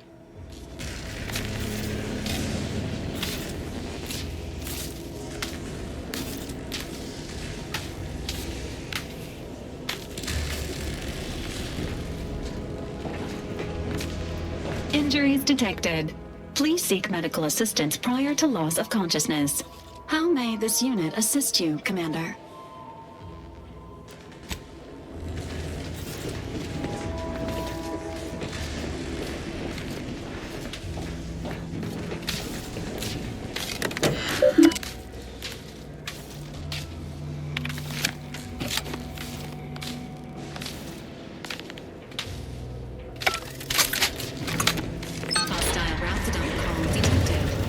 Agents are encouraged to exercise caution.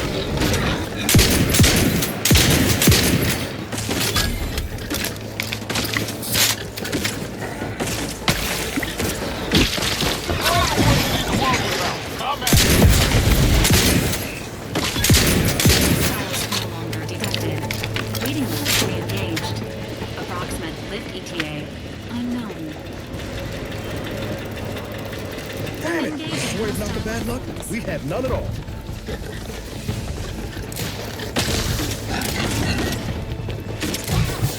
Take time, Commander.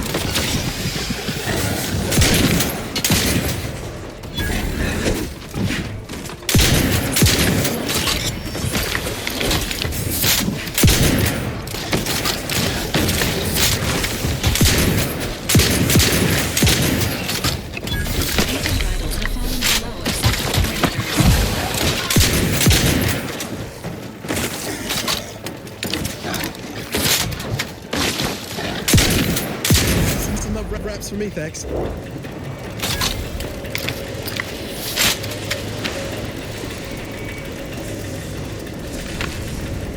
like to have a word with whoever's in charge of maintenance around here, right after we deal with these rats. Is concerned for the commander's well-being.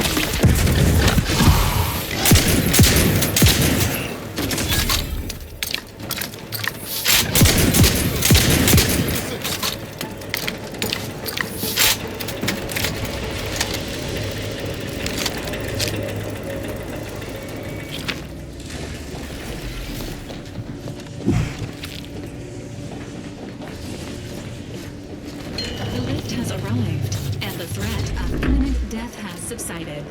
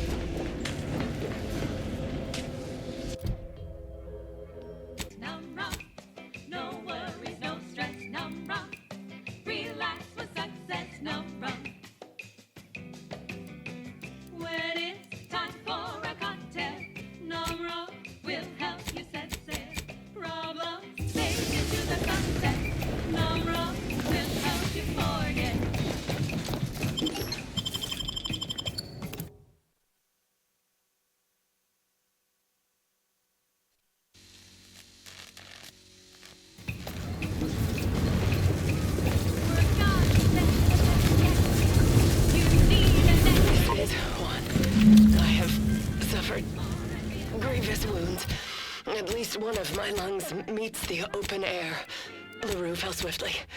Screamed for me to help, but if I had remained to aid her, the mission would be at its end. The mission which is now doomed regardless. I arrived here to find the controls non-functional. Since my weapon delivers magnetically contained electric charges, I inserted it into a conduit hoping it would spring to life, but the Fairfield power controls have deteriorated. I wish I could admit relief, but in my heart of hearts, I wished my love to live, despite her traitorism. My darling, I am sorry. But were you here, I would use the last of my strength to slay you. Our feelings are not even a candle to the incandescent love of the Sovereign. Our blood, my blood, for the Protectorate. Signing off.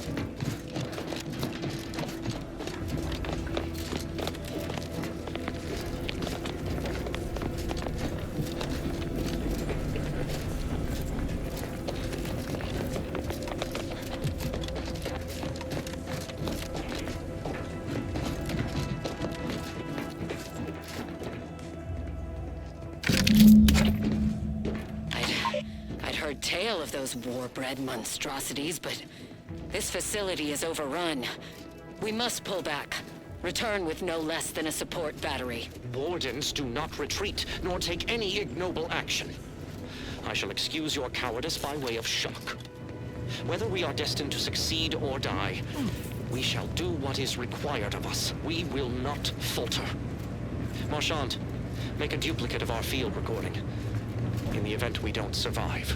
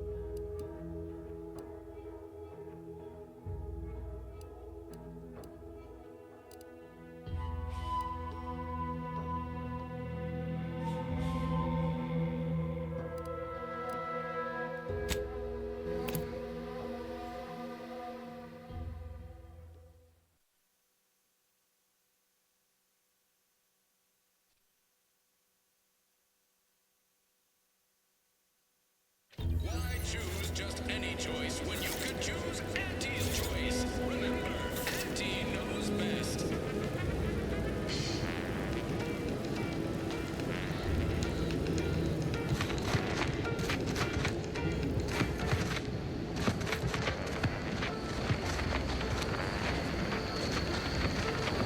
I've been bartering with defectors. Traded one force rocket for a whole team of prestige force clones. Straight up. A lot of fresh blood in the talent pool around here.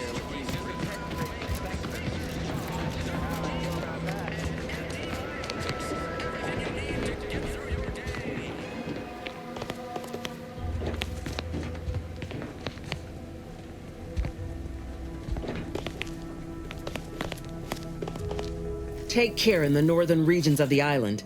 Fewer reports from scouts. Heightened degree of danger. Maybe that's something to look forward to. Loose your words. I'm listening.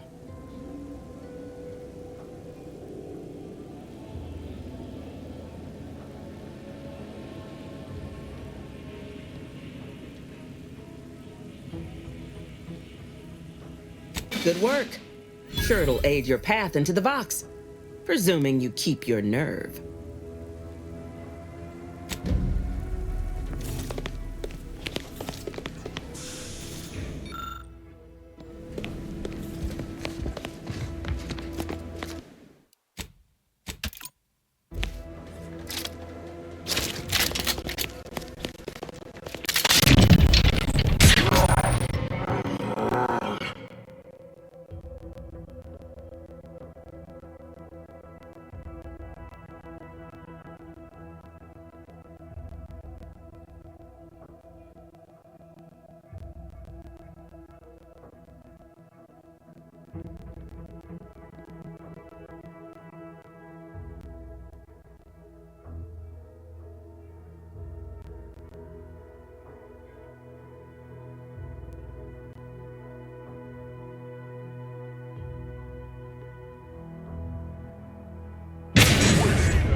Your command.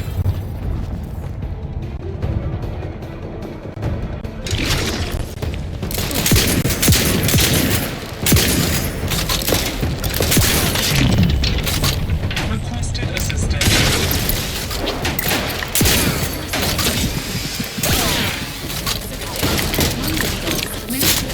Agents activates.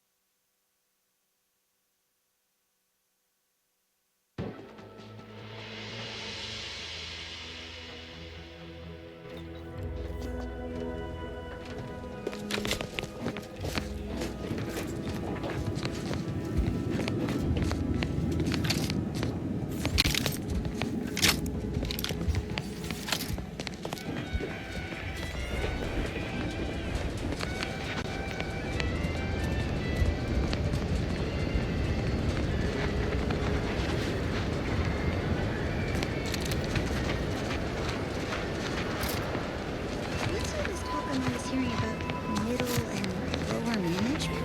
Well, the middle managers assign all the hard work to the lower managers, who pass that work on down to the bottom rungers. And the bottom rungers work just hard enough so they won't get their contracts canceled by the lower managers, who are fine with hello.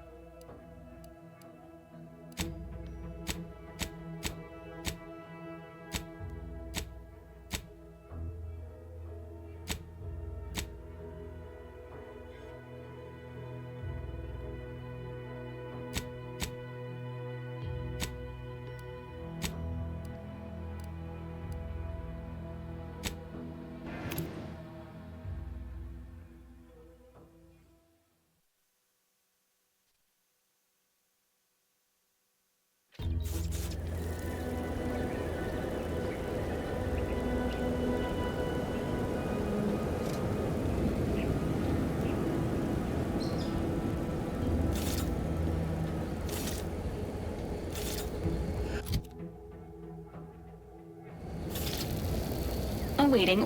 How may this unit assist you, Commander?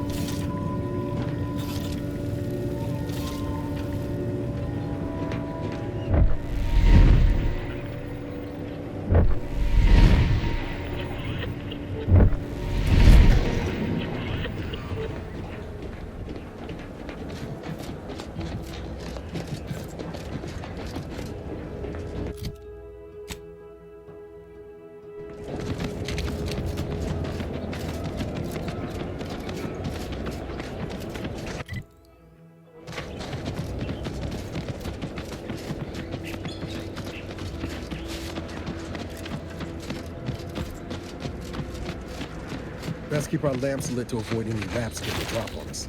Guns cocked and loaded. Get the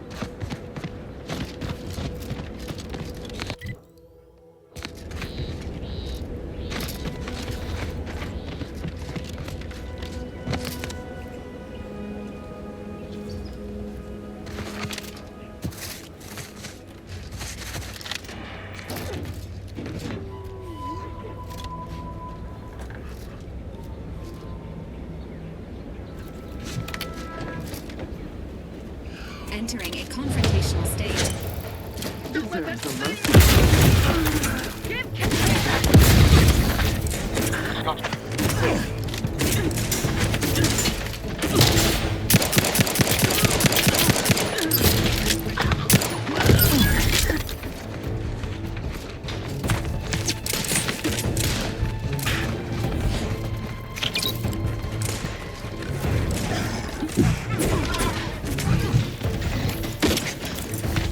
Health benefits available on request. You can't stop moving in close.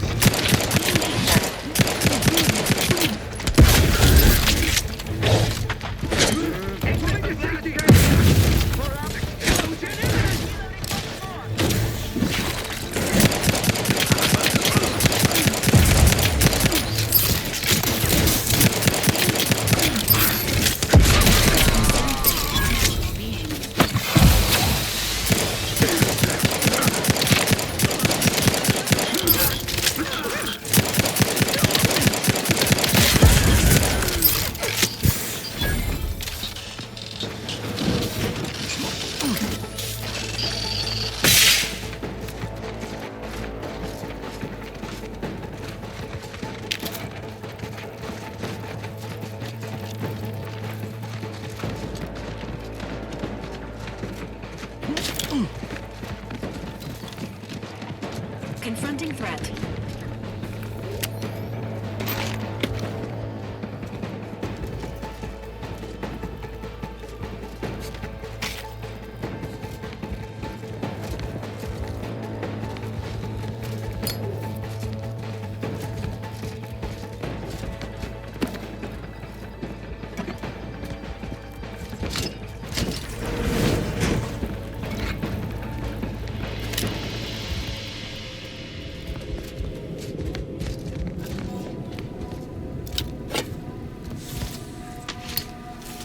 Personal audio log, Sergeant Bornsworth. We've been deployed to deal with a new living weapon fielded by Andy's forces. The previous squad was unprepared for this threat and was consequently torn asunder. Command's intel could never be so lacking as to allow this to occur. So why? They were lulling Anti's choice into a false sense of security before launching counteroffensive teams. This will undoubtedly save far more lives than it cost. Another stroke of genius from Command. Praise the matriarch. Sergeant Bornsworth, signing off.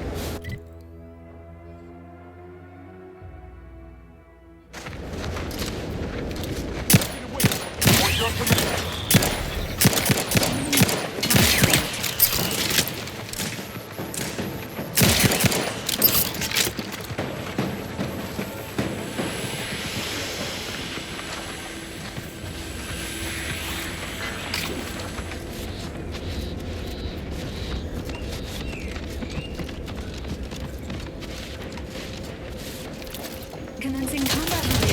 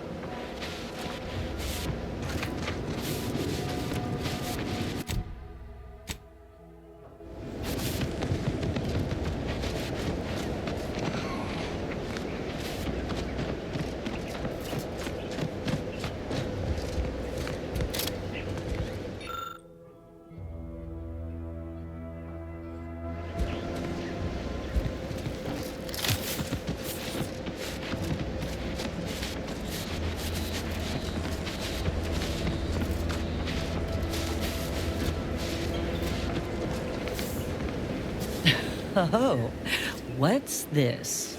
Non-protectorate personnel just sauntering up onto my porch, free as they please. Admit I'm accustomed to a higher standard of precaution. State your purpose, outsider, or exit yon way you came. Ah, I see you've discovered some of my misappropriated materials. Careful labeling proves prudent and useful yet again. Here, for your effort. A full set of Science Adventures Quarterly was stolen from me and sold to various unknown parties across the island. Since you've already proven adept at their repossession, I would put it to you to locate the rest. In exchange, I will provide you with rarities and bits.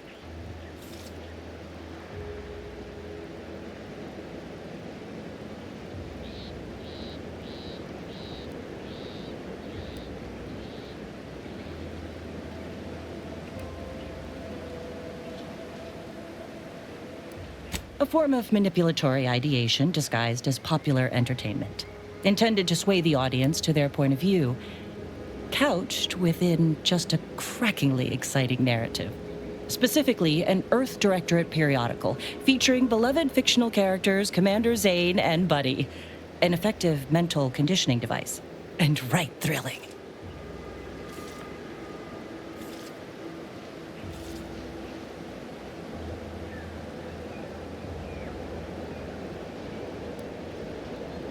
Why, to reclaim lost protectorate property, first and foremost.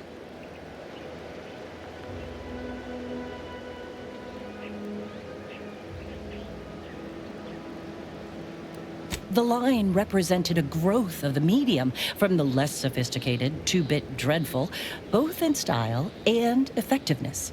Its remarkable popularity not only mirrored a rise in public sentiment against greedy corporations and tyrannical governments across colonies. The brief window surrounding the volume's release saw a marked increase in skip drone requests for Earth Directorate aid. I believe there remains much to learn from them.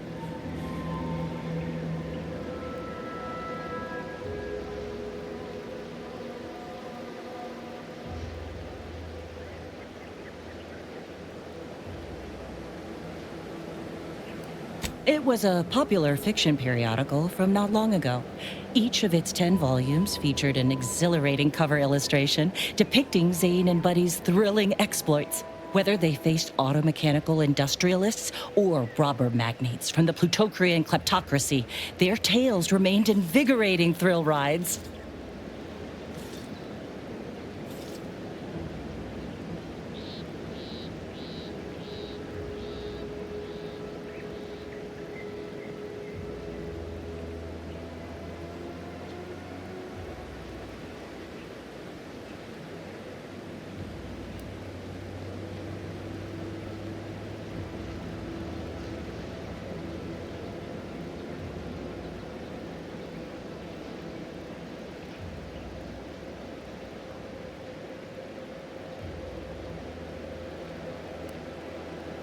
Ah, quite right. In fact, delightful.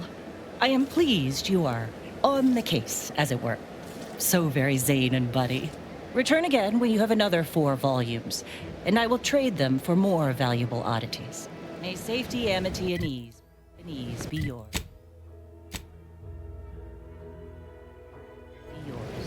You've returned. I take it matters are progressing well? Return again when you have another 4 volumes, and I will trade them for more valuable oddities. Stay true, outsider.